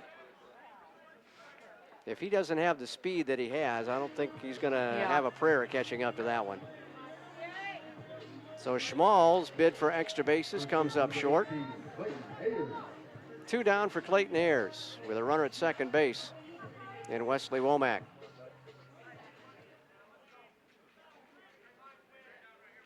Cats with 4 more hits in this inning. Give them 8 for the day.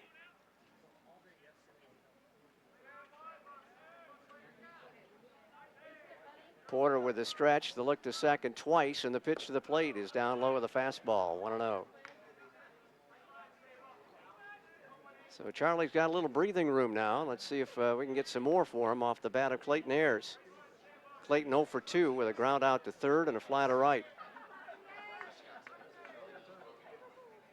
Right-handed hitting first baseman. Fastball right down Hancock Street for a strike. It's 1-1. Womack stretching out the quads at second base as he stands on the bag. Got to stay limber out there. Got to be going on any contact with 2 out.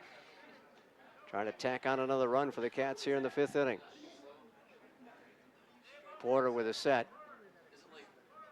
And the pitch to the plate, low and away. Nice backhand stop by the catcher.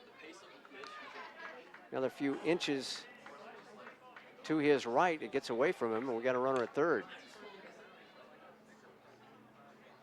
But Delavie did a good job of snaring it. It's 2-2 now on Clayton Ayers. Porter's pitch, low and away, slider. It's 3-1 now. Let's change that count. Thank you, Jennifer. It's another bad one, and Ayers gets a free pass. I believe their reliever is loose in case he's needed here in the 5th inning. Porter's 3-1 pitch, hit in the air to right field. Toward the line, long run for the right fielder. Will he get there in time? It's in foul territory, unfortunately, as it falls to the turf. Ayers didn't miss extra bases by much and an RBI by much. So that'll load the count up on Clayton. He'll slowly head back to the plate, and Delavie will play bat boy, handing him a war club.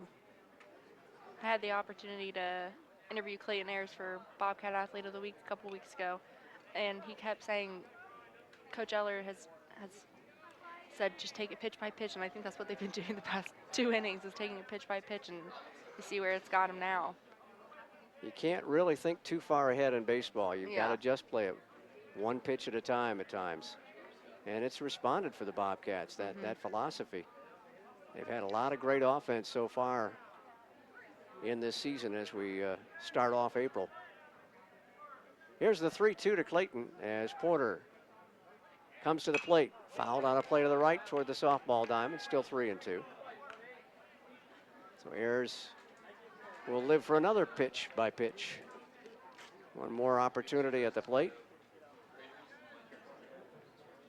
A lefty is up throwing for the Cougars and becoming more of a spectator than a pitcher right now in the pen. Porter trying to wriggle off a hook here in the 5th inning.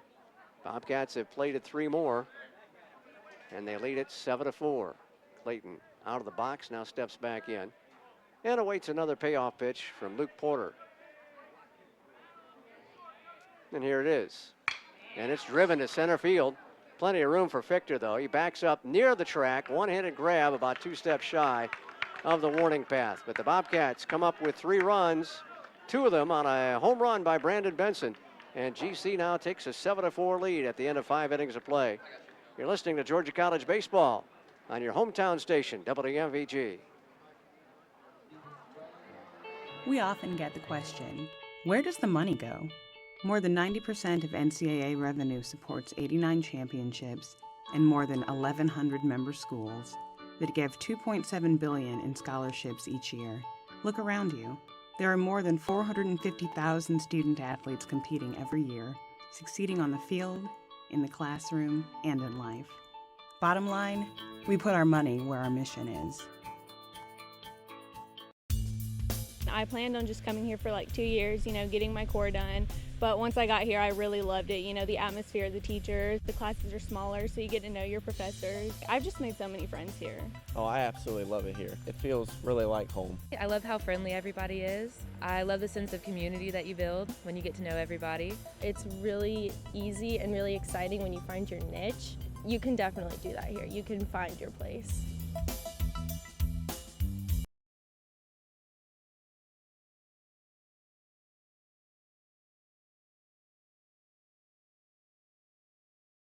Back with you at the Kurtz as we head to the 6th inning.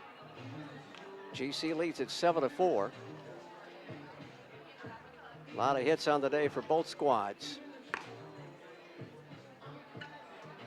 And the Bobcats with a big 4th and 5th innings to take the advantage over the Cougars. We had an early 3-0 lead erased.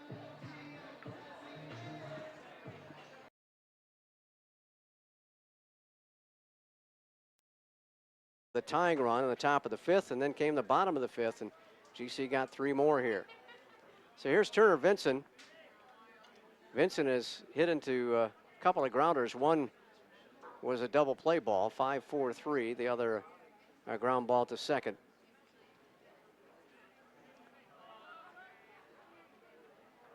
Charlie Hecht on and pitches, popped up. Fading foul, left side, long run for Holler. He's in foul territory, and he overran it and rolls into fair territory. That'll be a double. He just went too far toward the line, and the ball just sailed back over his shoulder and just barely bounced fair. The baseball gods were not smiling for Holler that time. No, and there was absolutely no wind either to help him.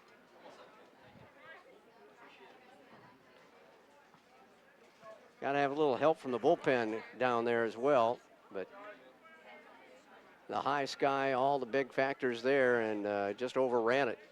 So a leadoff double for Turner Vinson in the 6th inning. Delavy, the catcher. He'll chop one to third baseman Gentry. Long throw across the diamond, got him. Nice play by Cal, as that was the high chopper to his left. He had to spin around after he made the grab and fire a bullet over to Ayers.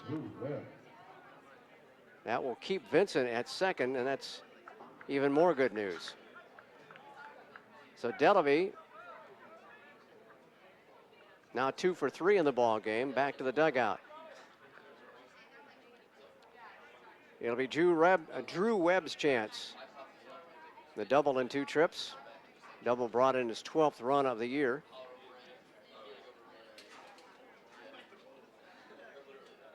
Hecht with the set.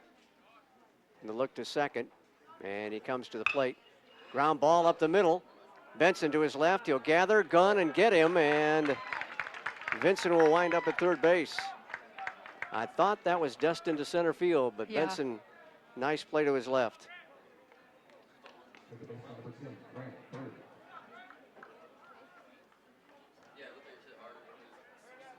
Well, Hecht has been hit hard here in the 6th inning, but a couple of atom balls for his, well, one atom ball for Gentry, and the other nice play by shortstop Brandon Benson. And Grant Berry is the last hope for the Cougars if they want to score here in the 6th. He takes one way outside for a ball, 1-0.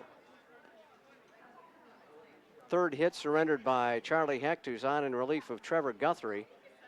He came on with nobody out in the 4th inning and has given up the 1 run so far. Two-seamer missed away, 2-0. Berry with a ground out to third and a walk.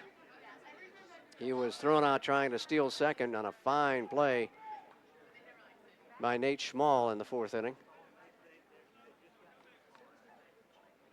Hecht looks at third and pitches to the plate. 2-0, misses outside again. It's 3-0.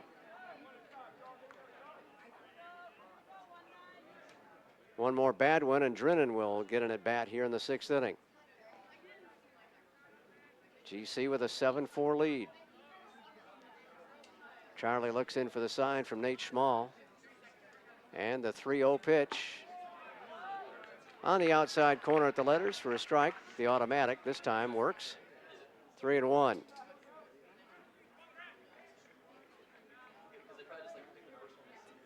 The 2 Bobcat pitchers have only allowed 2 walks on the day. 1 each.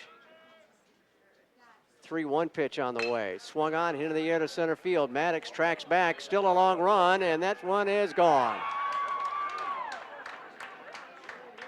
Grant Berry, almost a dead center field, makes it a 1-run ball game. He got all of that one. And there's absolutely no wind to help it or hinder it. And Grant Berry just powers the Cougars back to within 1 run. I saw Maddox turn tail and head toward the fence, and then he just realized there's no way he's catching up to that one. Yeah. And I think if the trees weren't back in center field, I think it would have gone a lot farther. Indeed. First home run of the year for Grant Berry. RBIs 17 and 18. And the first pitch is inside to Drennan. 1-0. Cats now with a 1-run lead here in the 6th inning. Drennan pops one over the backstop, out of play. Count squares up at 1-1. That home run will get the Bobcat bullpen up and busy. Logan Howard is soft tossing down there. Thank you, Reed. 1-1 pitch up high with a heat.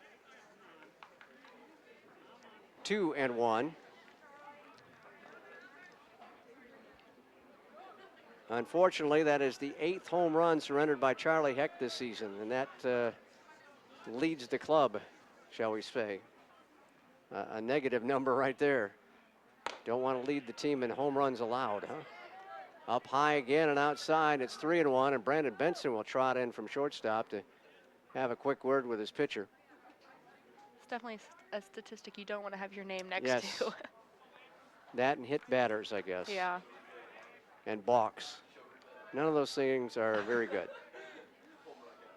So Benson retreats back to shortstop. The junior from Johns Creek, Charlie Hecht, kicks and deals 3-1. And this one's hitting a ton to left field. It is back, it is far, it is gone. And we are tied. And again, there's no wind. So As Drennan powers it out, Hecht is not getting his pitches down, and the Cougars are just sitting on it. And Drennan gets his first home run of the year, his 17th run batted in. So two guys who haven't shown any power all season have come into Kurtz and given the Cougars a tie ball game here in the 6th inning.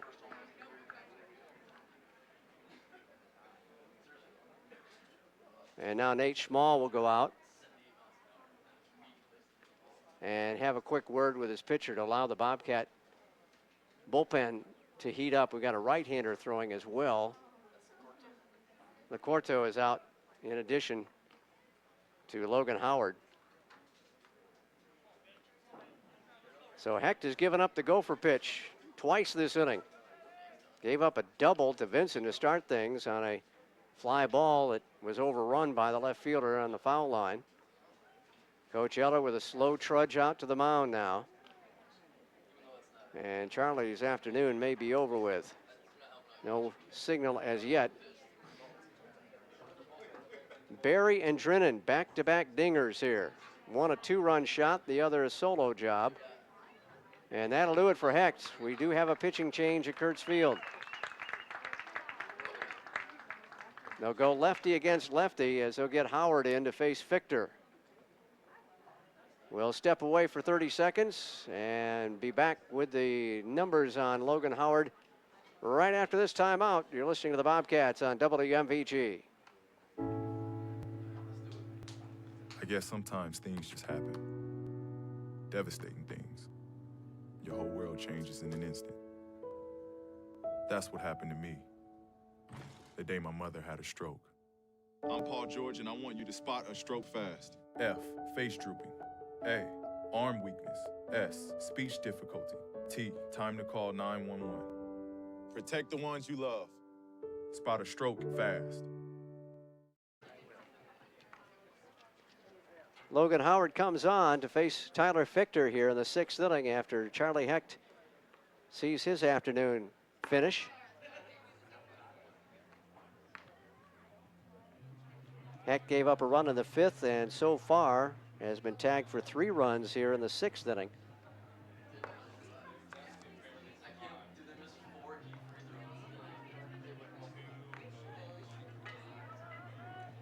Charlie gives up 5 total hits, had a walk and a strikeout in addition to those 4 runs scored against him.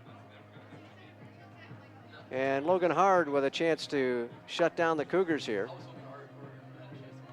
So some 2-out lightning for the Cougars on the 2-run home run by Grant Berry and then a follow-up solo blast by Gunnar Drennan.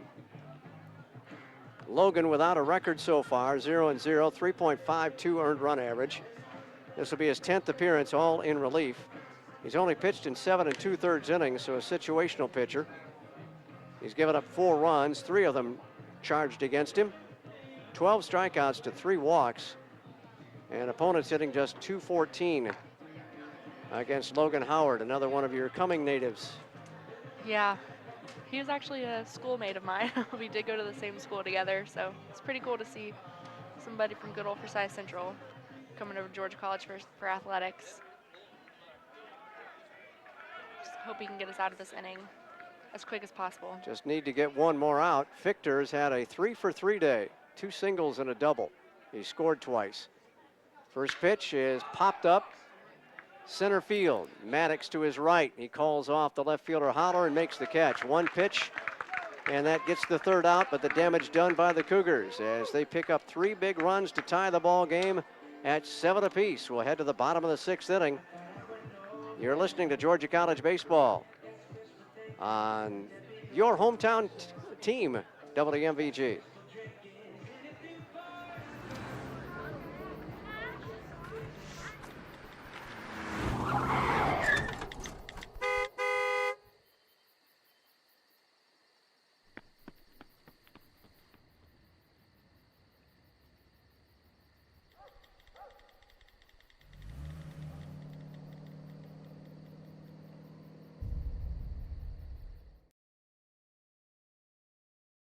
Founded in 1889 as a college for teachers, Georgia College has transformed into a preeminent public liberal arts institution and the designated liberal arts university of Georgia over the course of its 125 years. Through hands-on learning, engagement with faculty, and involvement outside the classrooms, Georgia College allows students to be themselves and learn in dynamic ways. Georgia College, teaching students to make their mark on the world.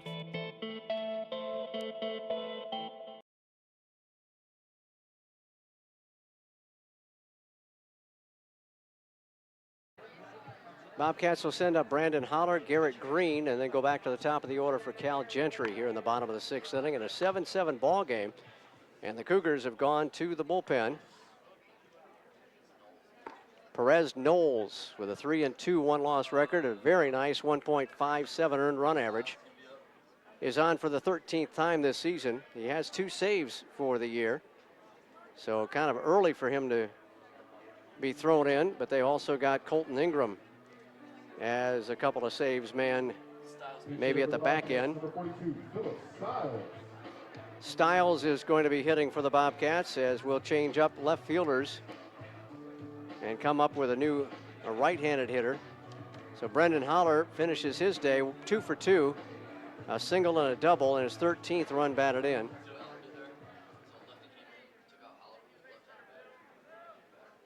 So they bring a left-handed pitcher in. The Bobcats bring a right-hander off the bench, and the first pitch fastball is up high to Philip Stiles. Stiles is 10 out of 20 for the year, and even 500, 6 runs batted in. Fastball nipped the inside corner. He jackknifed a little out of the way of that one, but it's called a strike, 1-1.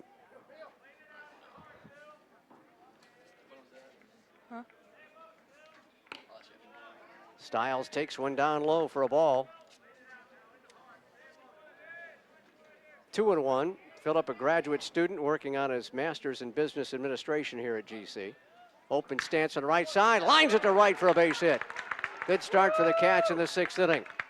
He'll check in with a leadoff single. So Stiles continues his hot hitting in his first and only year with the Bobcats. Transfer from Cumberland College.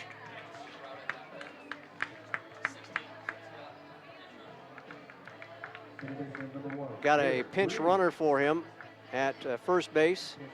Evan Trout will be running for Stiles at first. An inside-out swing and an opposite field single for Stiles. So Trout now at first. Pinch running for Stiles. In a tie ball game, 7-7, bottom of the 6th inning. So toss to first and diving back in safely is Trout. Coach Eller pushing a lot of buttons already. We're still got a third of the ball game to go. Pulling out the stops, trying to get the series win over the Cougars. Knowles sets, Green bunts. Going to be a foul ball. Bounced off the plate. The catcher caught it behind the plate, so it's a foul ball.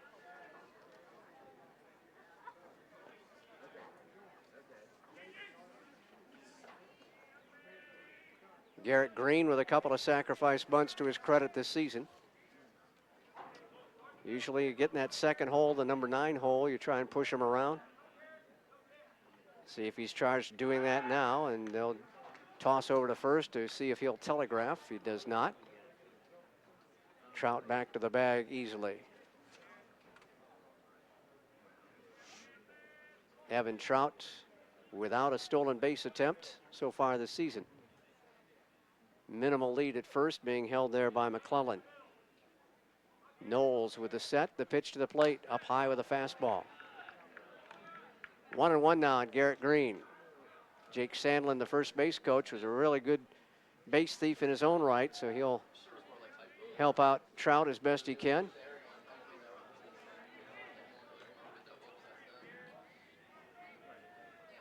One and one from Knowles will not be made. Instead, they'll go to first base.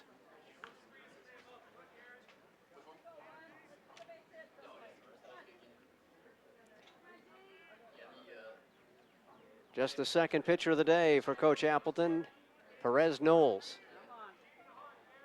Pitches 1-1 to Green. Popped it foul to the backstop. Might have helped him out. Had to really reach for that one. Maybe trying to hit behind the runner and get him to the right field. And get him on to second base.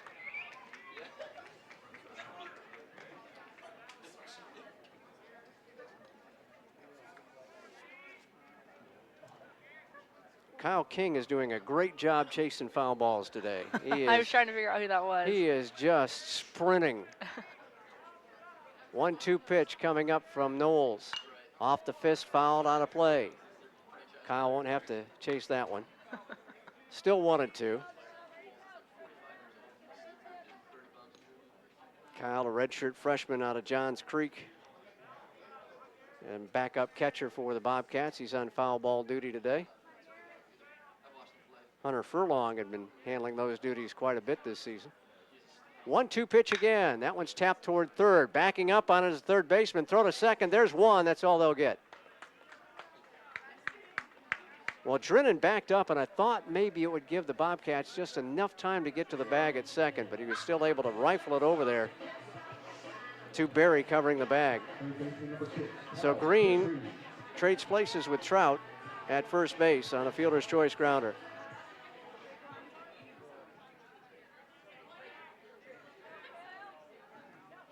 Back to the top of the order we go for the Cats. Cal Gentry has had an infield single in 3 trips. Green chased back to the bag on a toss from the left-hander. He's got 2 stolen bases so far this season. Has not been caught yet. High and tight, little shave action there for Cal. Had to back out of the way of that Hummer. 1-0. It appears that Knowles has a little more oomph to the fastball than Porter had. The set and the pitch. Chopped off his foot and rolls out toward the mound, fielded by Knowles, but it's a foul ball. That'll sting for a second, too. Yeah, unfortunately, it's a warm day. Yeah. If it was a cold day, it'd sting even very longer. Cal's trying to shake that one off. Home plate umpire will give him some time. That may leave a mark. It may leave a mark, indeed. That one bounced off his front foot, the right foot. And he's still got the bees shaking in there, huh?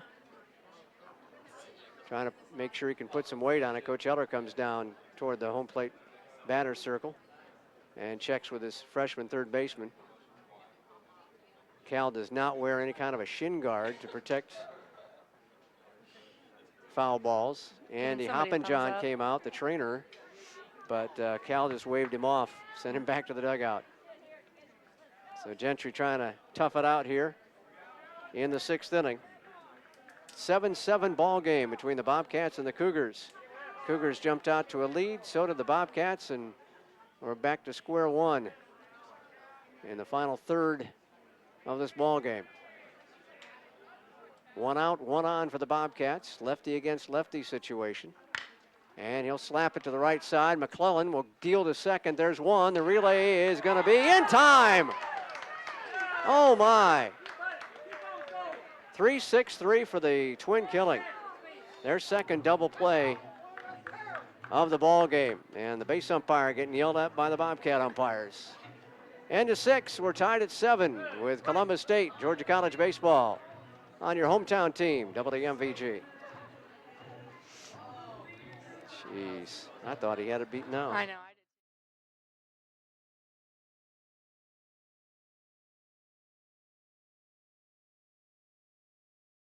Founded in 1889 as a college for teachers, Georgia College has transformed into a preeminent public liberal arts institution and the designated liberal arts university of Georgia over the course of its 125 years. Through hands-on learning, engagement with faculty, and involvement outside the classrooms, Georgia College allows students to be themselves and learn in dynamic ways. Georgia College, teaching students to make their mark on the world.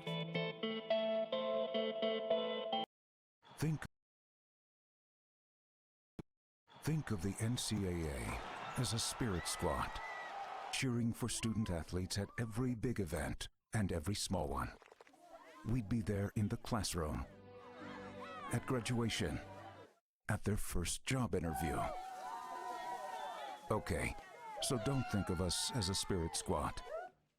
Think of us as a mascot.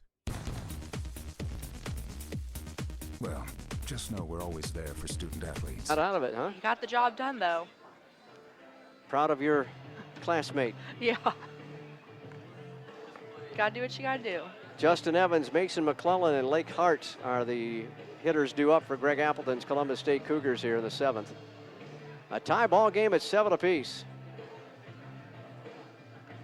And again, the Cougars struck with 2 outs in the 6th inning for their 3 runs to tie this contest. Back-to-back long balls from Barry and Drennan.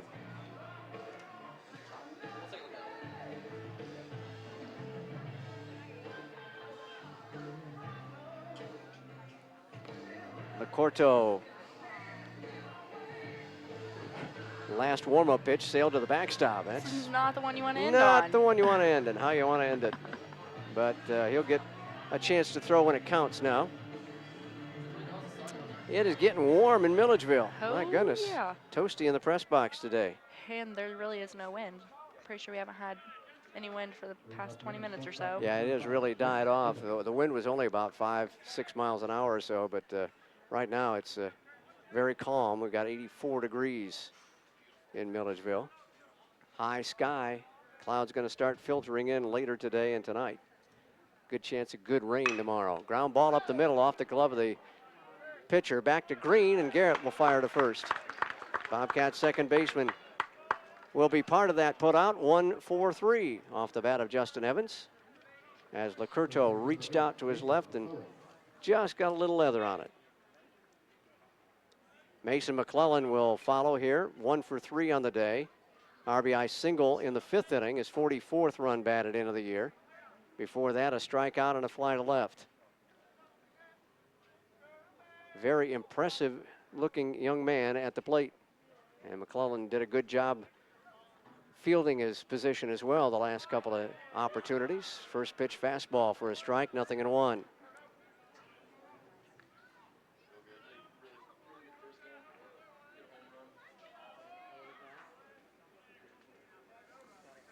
Check on Lacurto's number here in just a second after the 0-1 offering. Colin pitching from the set position. Nice slider on the outside corner. McClellan not too sure about the call. And he's down in an 0-2 hole. Colin 2-1, 5.06 earned run average. His 12th pitching appearance in relief.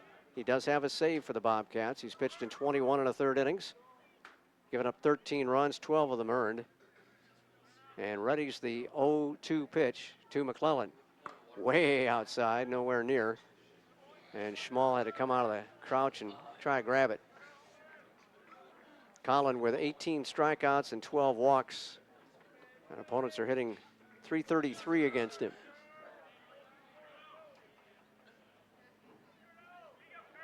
Lacurto holds the ball behind his back. And time requested at the plate by McClellan. He'll back out. Now step back in. 1-2 the count on the big first baseman for the Columbus State Cougars in a 7-7 ball game in the 7th. The set from Lacurto. Swing and a miss, strike 3. He hummed that fastball right on by him.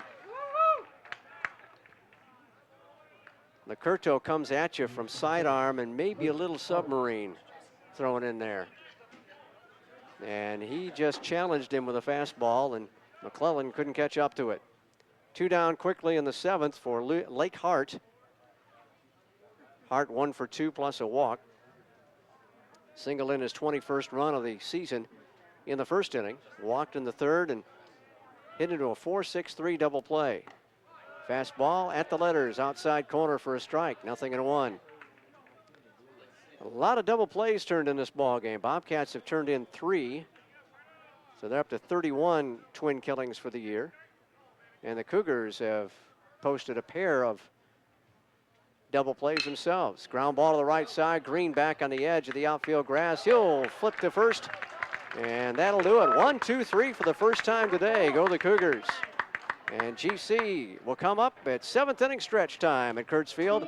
Georgia College 7, Columbus State 7. Back in a moment for GC Baseball on WMVG. We often get the question, where does the money go? More than 90% of NCAA revenue supports 89 championships and more than 1,100 member schools that give $2.7 billion in scholarships each year. Look around you. There are more than 450,000 student athletes competing every year, succeeding on the field, in the classroom, and in life.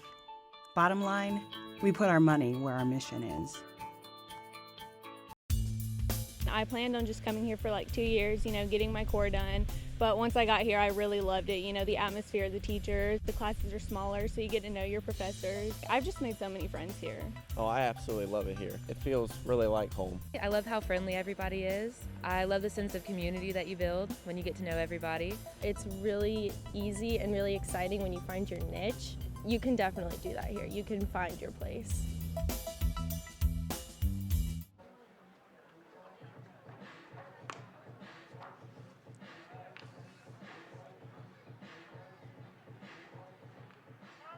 Two Brandons and a Logan coming up for the Bobcats. Brandon Purcell and Brandon Benson, followed by Logan Maddox in the 7th inning in a tie ball game with Columbus State at 7-7. Bobcats have done their damage in the 4th and 5th innings. 4 spot in the 4th, 3 more in the 5th inning. And got shut down in the 6th. And the first pitch by Knowles to Brandon Purcell is taken for a ball. Purcell, after grounding into a 4-6-3 double play in the first inning, is followed up with an infield single and another base knock, and he looks at a pitch on the outside corner for a strike. It's 1-1. Our hurricane strength fans have been turned on, and the papers are already starting to fly. But I'd rather have the fans. I can always find the papers. Pitch on the outside corner at the knees that Purcell didn't take a liking to. 1-2 now on the Bobcat DH today. The lefty Knowles with the kick and the pitch. High fastball waved at and missed, and Purcell chased one up around the shoulders and away from him. Knowles gets his first strikeout. Now Brandon Benson with a 2-run home run his last time up in the 5th inning. A double to score a run back in the 4th inning, and a pop out to McClellan in foul territory in the 1st inning. Benson up to 15 home runs now in the season and 50 runs driven in. And he'll rope a base hit to left. Diving attempt by the 3rd sacker, Drennan, as the ball bounced underneath the glove. A 1-out single for Benson. He's 3 for 4 in this contest. Now Logan Maddox with a single and 2 trips plus a sacrifice fly to get his 39th run batted in of the year. I understand you are headed to Atlanta on April 14th. Is that right? Yeah, I do have the pleasure of getting to go to the Braves opening day All right. in a couple weeks. At the brand new ballpark.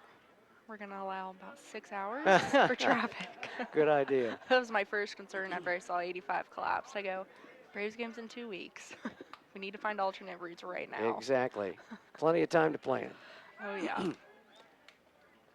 Benson draws a couple of tosses over there. He's back to the bag. Yeah, that is going to be a nightmare for Atlanta for several months until they can get it fixed up. As if our traffic wasn't Yeah. bad enough. Outside on the first pitch, 1-0 to Logan Maddox. Luckily, I take back roads home, so I don't have to can deal with any you of can that. avoid all that. That's good. Yeah, I understand there's going to be really a lot of problems getting to the new park anyway, and now with this extra issue, even worse. Strike on the outside corner to Brandon. Yeah, they couldn't have put the stadium really at a worse spot with it being right off of 75. It's just a traffic nightmare.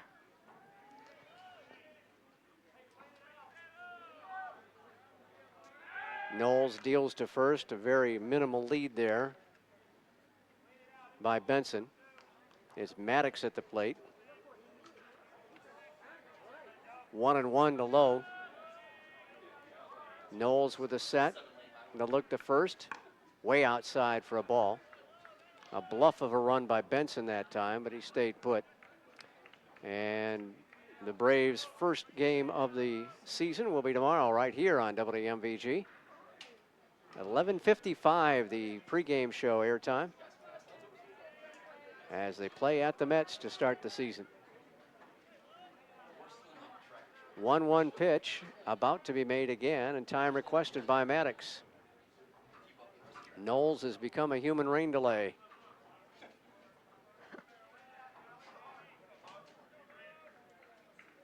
With a tie-breaking run on at first base. The set from Knowles. It's a 2-1 pitch, excuse me, and it's down low, and I believe it's 3-1 now.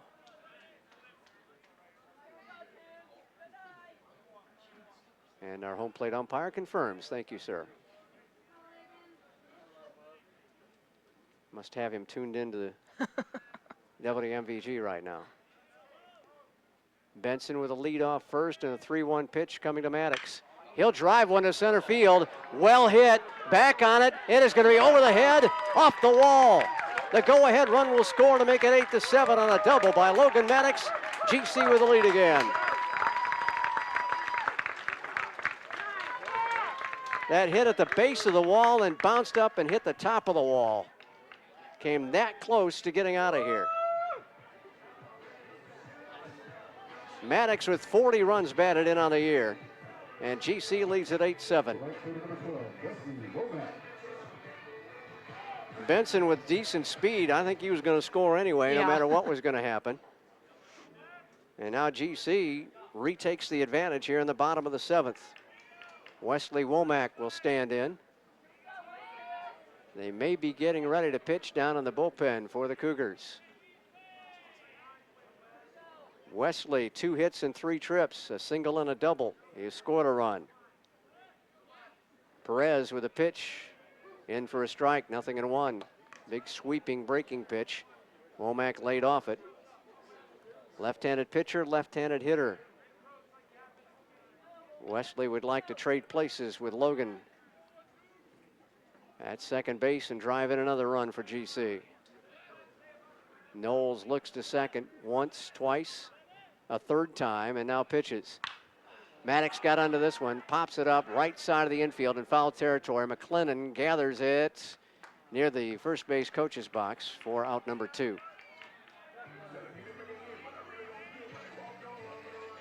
Womack would like to have that one back again, I guess. He just did not square up on it at all. It looked like it might have jammed him some. Now Nate Schmall with a 1-for-3 afternoon when the run scored. Maybe the last chance for the Bobcats to score here in the 7th inning. 2 out with a runner at second.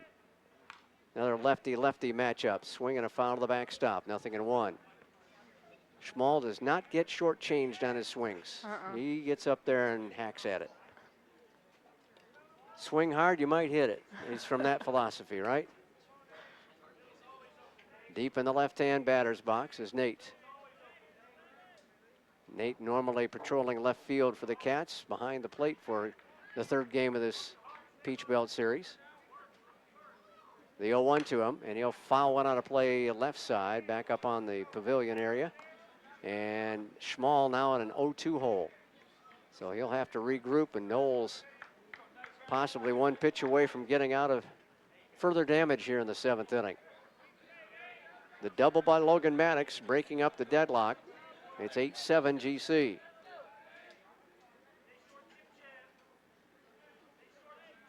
Knowles setting and pitching 0-2 to Nate Schmall, and here it is.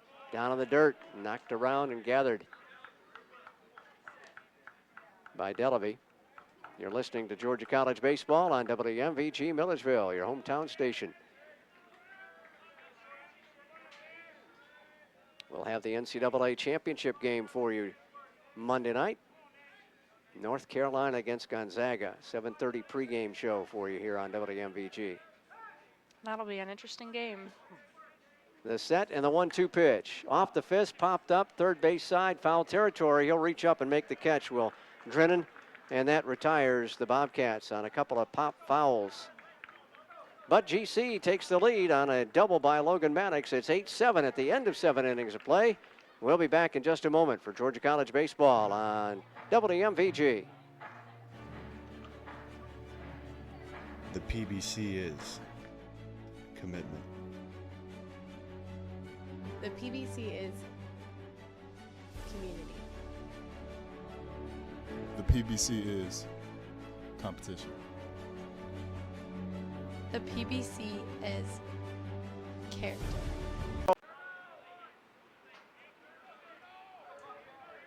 To cut the Bobcat lead down to 1 at 7-6.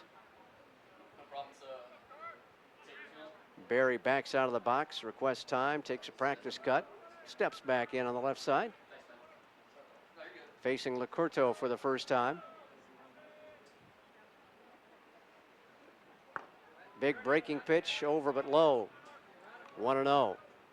Actually, Collins, the fourth pitcher. Forgot Logan came in for that one pitch relief appearance. Guthrie started. Hector relieved him in the 4th inning. Then Howard came on in the 6th to get the final out. And Licurto pitched the 7th and here into the 8th. 1-0 pitch inside, got away from Schmall, and the runner at first is going to stay put. Fortunate break for the Bobcats there. Schmall lost sight of where the ball was. It rolled onto the batter's circle onto the G of GCSU, or maybe it was the C, I guess it was. Yeah. And Delavy, obviously with catcher's speed, decided to stay put.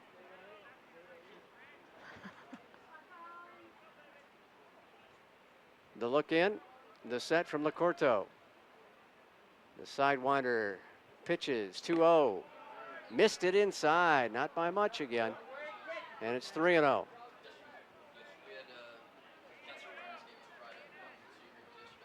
So Barry trying to work his way on for his second walk of the contest.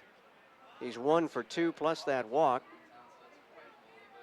The one hit his first home run of the year back in the 6th inning. 3-0 pitch, missed low, ball 4. So Licurto trying to nibble away at the left-handed hitting second baseman and fails on 4 straight pitches. Delavy will get to second base. He represents the tying run. And Nolan Belcher will come out of the dugout, the Bobcat pitching coach. GC does have warm-up work just started. And Belcher assembles the infielders and the pitcher and catcher in to have a quick chat.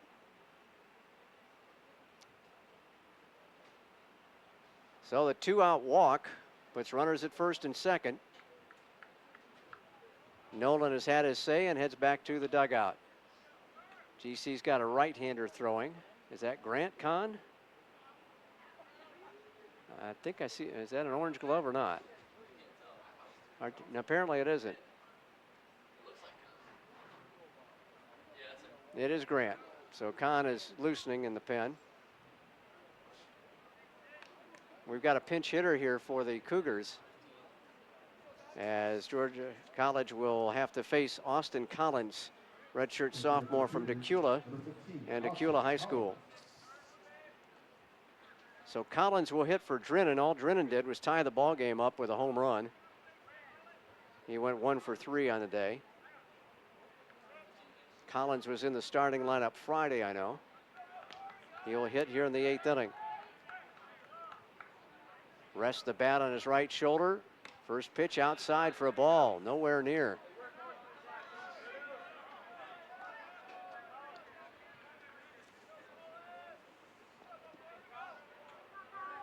Collins, 333 for the year, 5 runs batted in, making his 11th appearance for the Cougars this season. The stretch, the 1-0, up high, ball 2.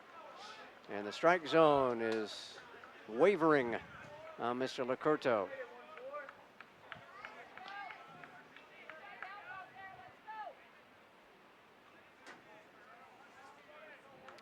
Collin retired the first 4 batters he faced. Delavie singled, then got a pop-up to the shortstop, and then a walk.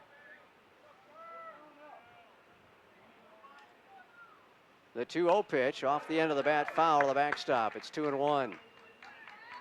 Licurto needs another out here. Bobcats with an 8-7 lead in the top of the 8th inning. Winner of this one takes the series, 2-1. And gets the yearly bragging rights between the two arch rivals. Licurto bends over at the waist, looking in for the sign, holds the ball behind his back. He sets, he pitches. Swing and a miss, and it's 2-2. Took something off the pitch, and Collins waved at it. So deuce is wild. And it's an official Scott McLeod deuce is wild. 2 on, 2 out. And a 2-2 pitch to Austin Collins. Licurto readies the 2-2 offering. And here it is. Swing and a miss, strike 3. He just chunked a fastball right on by Austin Collins. The tying run at second base. Bottom of the 8th comes up. Georgia College with an 8-7 lead. We'll try to add to it. GC Baseball on WMVG. Oh, that was big. Yeah.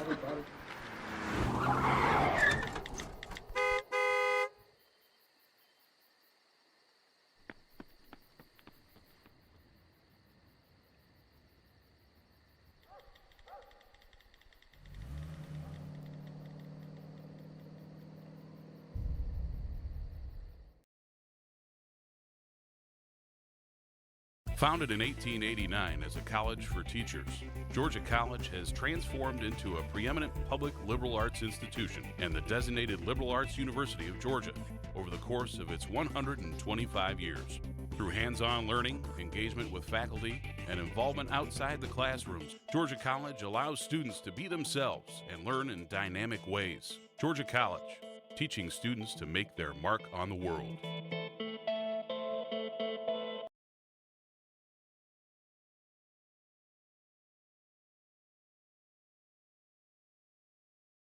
Moved across the diamond to third base for the Cougars as we go to the bottom of the 8th inning, looking to find out our new first baseman.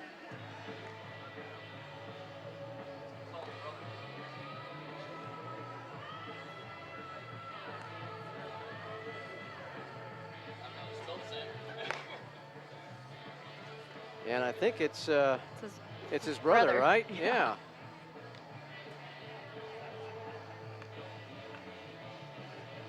So the other McClellan, Patrick McClellan, a junior from Windermere, Florida, will come on to play at first base.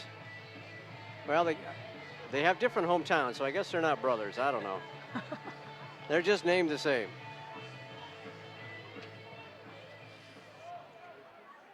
Somewhere Scott Miller is laughing at me, I'm sure. Great broadcaster for Columbus State. Bottom third of the order for the Bobcats, Clayton Ayers. Then a pinch hitter for Stiles and Garrett Green. Due up. GC trying to add to a 1-run lead here in the bottom of the 8th inning. An 8-7 GC advantage. Ayers, first pitch swinging, sends it to Patrick McClellan. Mason McClellan to Patrick McClellan for the out. And you knew that was going to come up. Yeah. You just had to know it was going to come up. Mason to Patrick across the diamond for out 1. Ayers goes 0 for 4 in the game after driving in 5 runs on Saturday. Evan Trout will have a stick here. He was the pinch runner for Stiles back in the 6th inning. Trout will bat in the 8th in the number 8 hole, and the first pitch is taken for a strike, 0-1. Evan hitting .417, 5 hits and 12 trips to the plate. Has 4 runs batted in. Only 1 hit is an extra base hit, a double. And Knowles pumps another strike at the outside corner. It's 0-2. So Evan in a hole early on.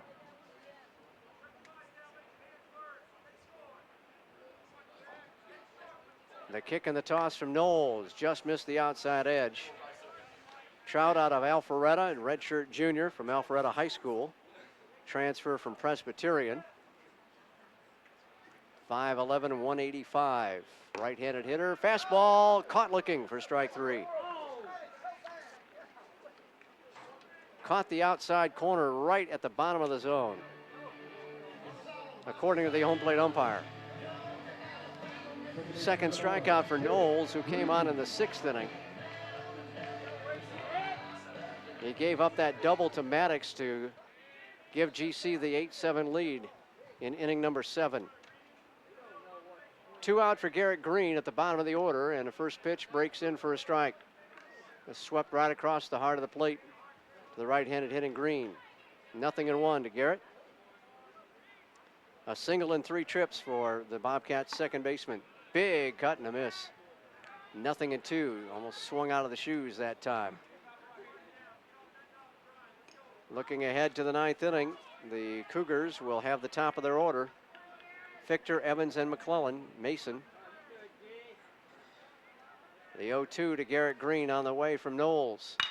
Slap to the right side, comes up nicely for the second baseman, went to one knee, and Barry handles the ground ball, and the Bobcats go out harmlessly in the 8th inning. We go to the 9th. Georgia College trying to protect a 1-run lead. It's 8-7 Georgia College over Columbus State. In a moment for GC Baseball on WMVG. Think of the NCAA as a marching band. We wouldn't stop with halftime. We'd be full-time, celebrating student athletes in everything they do. Okay, so don't think of us as a marching band. Think of us as a spirit squad. Well, just know we're always there for student athletes. Think of the NCAA as a spirit squad, cheering for student athletes at every big event and every small one. We'd be there in the classroom, at graduation, at their first job interview. Okay, so don't think of us as a spirit squad. Think of us as a mascot. Well, just know we're always there for student athletes.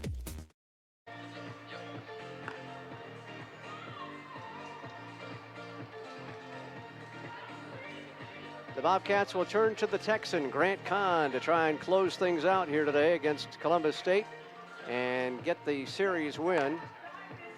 Kahn coming on for the 12th time this season, all in relief. He's 2-0 on the year, 2.79 earned run average. He does have 3 saves to lead the staff there. 19 and a third innings pitched. He's given up 11 runs. Only 6 of them have been earned, though. 15 strikeouts, 13 walks. And opponents hitting .286 against the native of Richmond, Texas, from William B. Travis High School and Richland College in Texas. He will face the top of the order for Columbus State. Fichter, Evans, and Mason McClellan.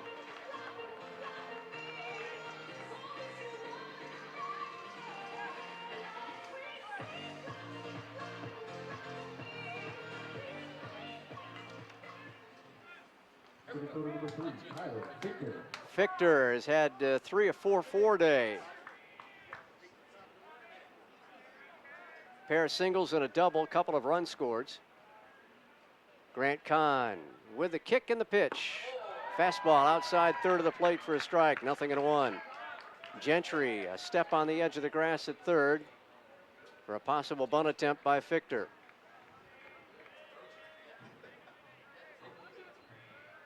Kahn readies the 0-1 outside for a ball, 1-1.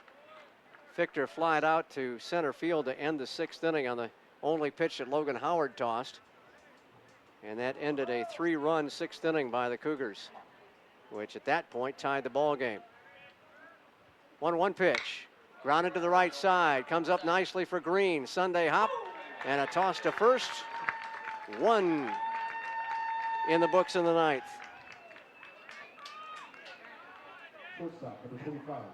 Justin Evans, who's done a great job in the field for the Cougars, comes up. He's 1 for 3, also a sacrifice bunt. The hit came in the 1st inning when the Cougars jumped out early, 2-0. Evans drove in a run with a double. Sacrifice bunt in the 3rd, struck out swinging in the 5th, and a 1-4-3 put out in the 7th. Grant Kahn pitches, fastball fouled off at the plate, 0-1. Kahn with an easy, slow delivery, and that ball just explodes out of his hand. It's a deceiving pitch. Indeed, and deceiving delivery for him. 1 out, nobody on, a 1-run GC lead. The 0-1 pitch, lined hard, foul out of play off the softball diamond. And about left field. Yep. Fortunately, nobody's hanging around out there today. Oh, there's a dog chasing some round object. Ball. So Kahn ahead in the count, 0-2 to Justin Evans. The shortstop of the Cougars digs in on the right side. They kick in the toss, down in the dirt to his right. Nice stop by Schmall, 1-2. Evans didn't even flinch at that one.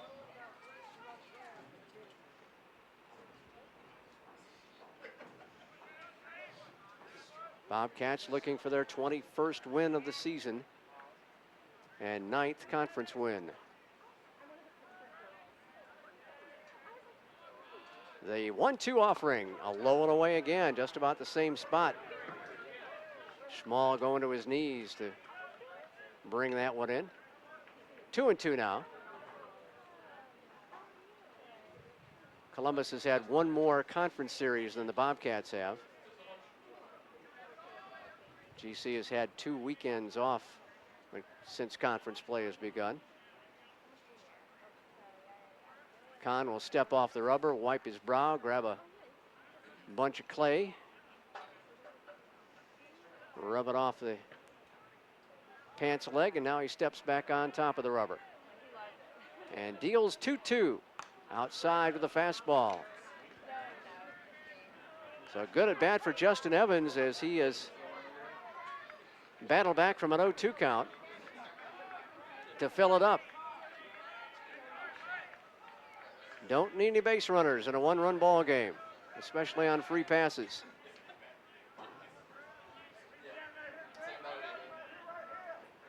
Here's the wind, the Texans 3-2 pitch. Ground ball toward short. Benson gathers, goes to first. Did he get him? Yes, he did. Evans slid to the bag and swears he beat the throw, and he is hot, headed back to the dugout. Benson with a low throw, dug out nicely by Ayers. Evans trying to fool the base umpire with that slide and does not come up successful with it. He was very heated walking back to the dugout after that one. 2 out, nobody on, and it'll be all up to Mason McClellan. McClellan with a single in 4 trips. The single brought in his 44th run of the year back in the 5th inning. He is their leading home run man. High and outside on the first pitch, 1-0. Do not want to challenge Mr. McClellan's power here. Bobcats Deep in the outfield, shifted around toward left a bit.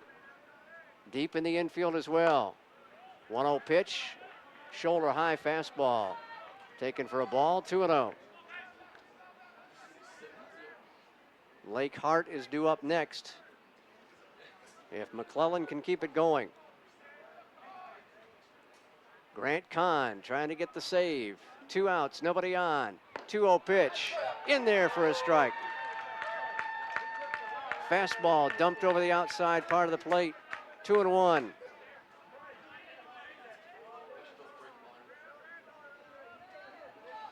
An 8-7 Georgia College lead. Top of inning number 9. McClellan digs in on the right side. Here's the 2-1 offering to him. Swing and a miss, 2-2. He tried a home run cut and came up empty. And the Bobcat fans encouraging Grant Kahn. They're coming to their feet at the Kurtz. McClellan with a big deep breath. Waves the bat and a 2-2 pitch from Grant Kahn. Here it is, just outside. Broke a little bit toward the end and away from the dish. And we'll go 3-2 once again to another Cougar batter.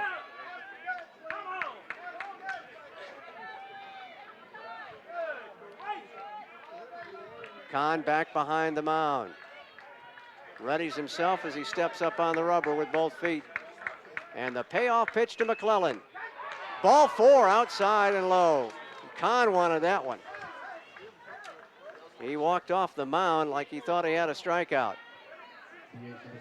So the tying run is at first base with 2 out.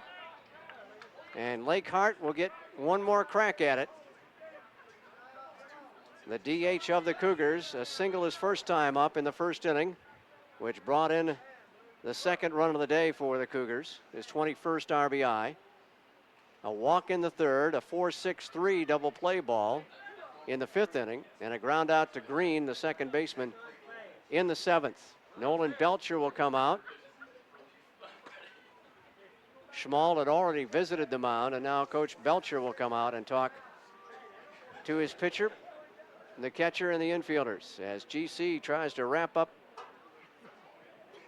a tenuous 1-run lead. Belcher's had his say, and we'll head back to the dugout.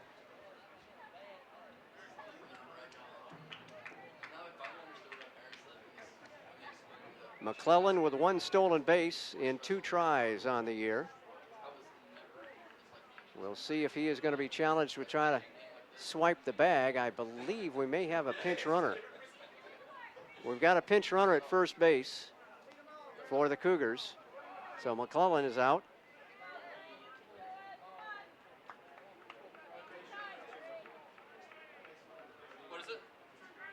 Checking on who the Cougars have put in at first base to run for McClellan.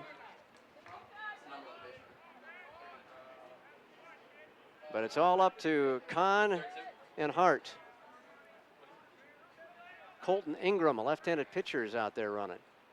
First pitch, down low for a ball, 1-0. So Ingram runs for McClellan at first base with 2 out in the 9th.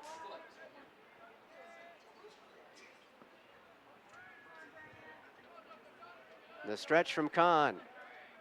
The pitch to the plate. Swung on, lifted in the middle of the infield. Who wants it? First baseman will make the catch. Clayton Ayers hauls it in. And the Bobcats have taken the series 2-1. High pop fly. Just to the right of the mound. That Clayton Ayers called everybody off and made the grab. GC wins at 8-7, and we'll be back to total things up right after a final 60-second timeout. Georgia College baseball on your hometown station, WMVG. I planned on just coming here for like 2 years, getting my core done. But once I got here, I really loved it. You know, the atmosphere, the teachers, the classes are smaller, so you get to know your professors. I've just made so many friends here. Oh, I absolutely love it here. It feels really like home. I love how friendly everybody is. I love the sense of community that you build when you get to know everybody. It's really easy and really exciting when you find your niche. You can definitely do that here. You can find your place.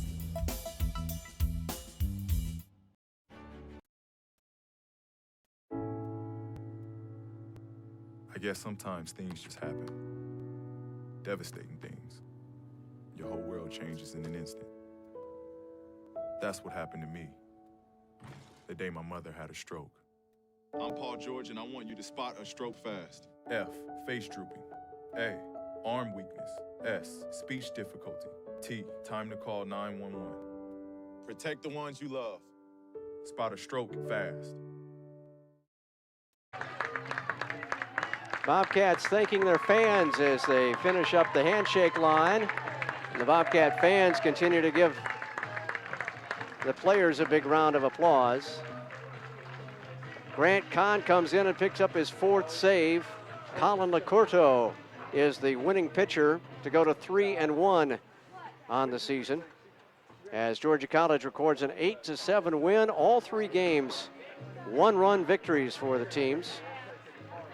Columbus won the opener 6-5 Friday night, holding off a late rally by the Bobcats. GC won in the bottom of the 9th inning yesterday, 10-9, and takes an 8-7 victory here today. 8 runs, 15 hits, no errors, and only 3 base runners left for GC. And for Columbus State, 7 runs on 13 hits. They also played airless baseball and stranded 6 base runners. Knowles will take the loss in relief. He was the last pitcher of the day for the Cougars, coming on in the 6th inning. And Georgia College would get the eventual game-winning run on the double by Logan Maddox in the 7th inning. So Georgia College improves to 21-9, 9-6 in the Peach Belt. Columbus State at 20-13 and 11-7 in Peach Belt Conference play. Big win, big series.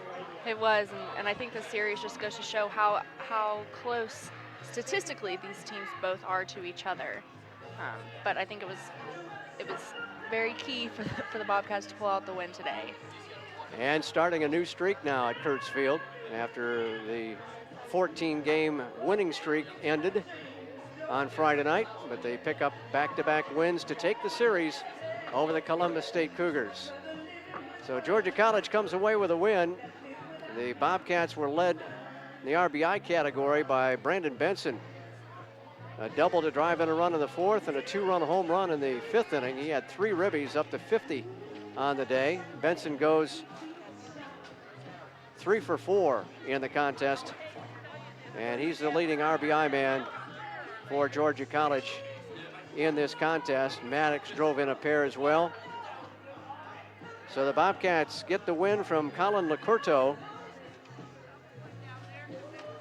as he came on in the 7th inning, and the Bobcats bats would respond in the bottom of the 7th to get the winning run. LaCourteau stayed through the 8th inning, and then Grant Kahn came in, gave up a 2-out walk and then a pop-up to end the contest. So Kahn registers his 4th save of the year. Well, Jennifer, thank you very much for helping out today. It was an honor. It was fun. It was my first baseball game to do play-by-play. So. I look forward to working with you a little bit later on here, as Georgia College will be back in action next Tuesday, and we'll have that broadcast for you at 3:50 on WMVG, as Georgia College will entertain the Panthers of Clark Atlanta. Let's check out the rest of the schedule for next week.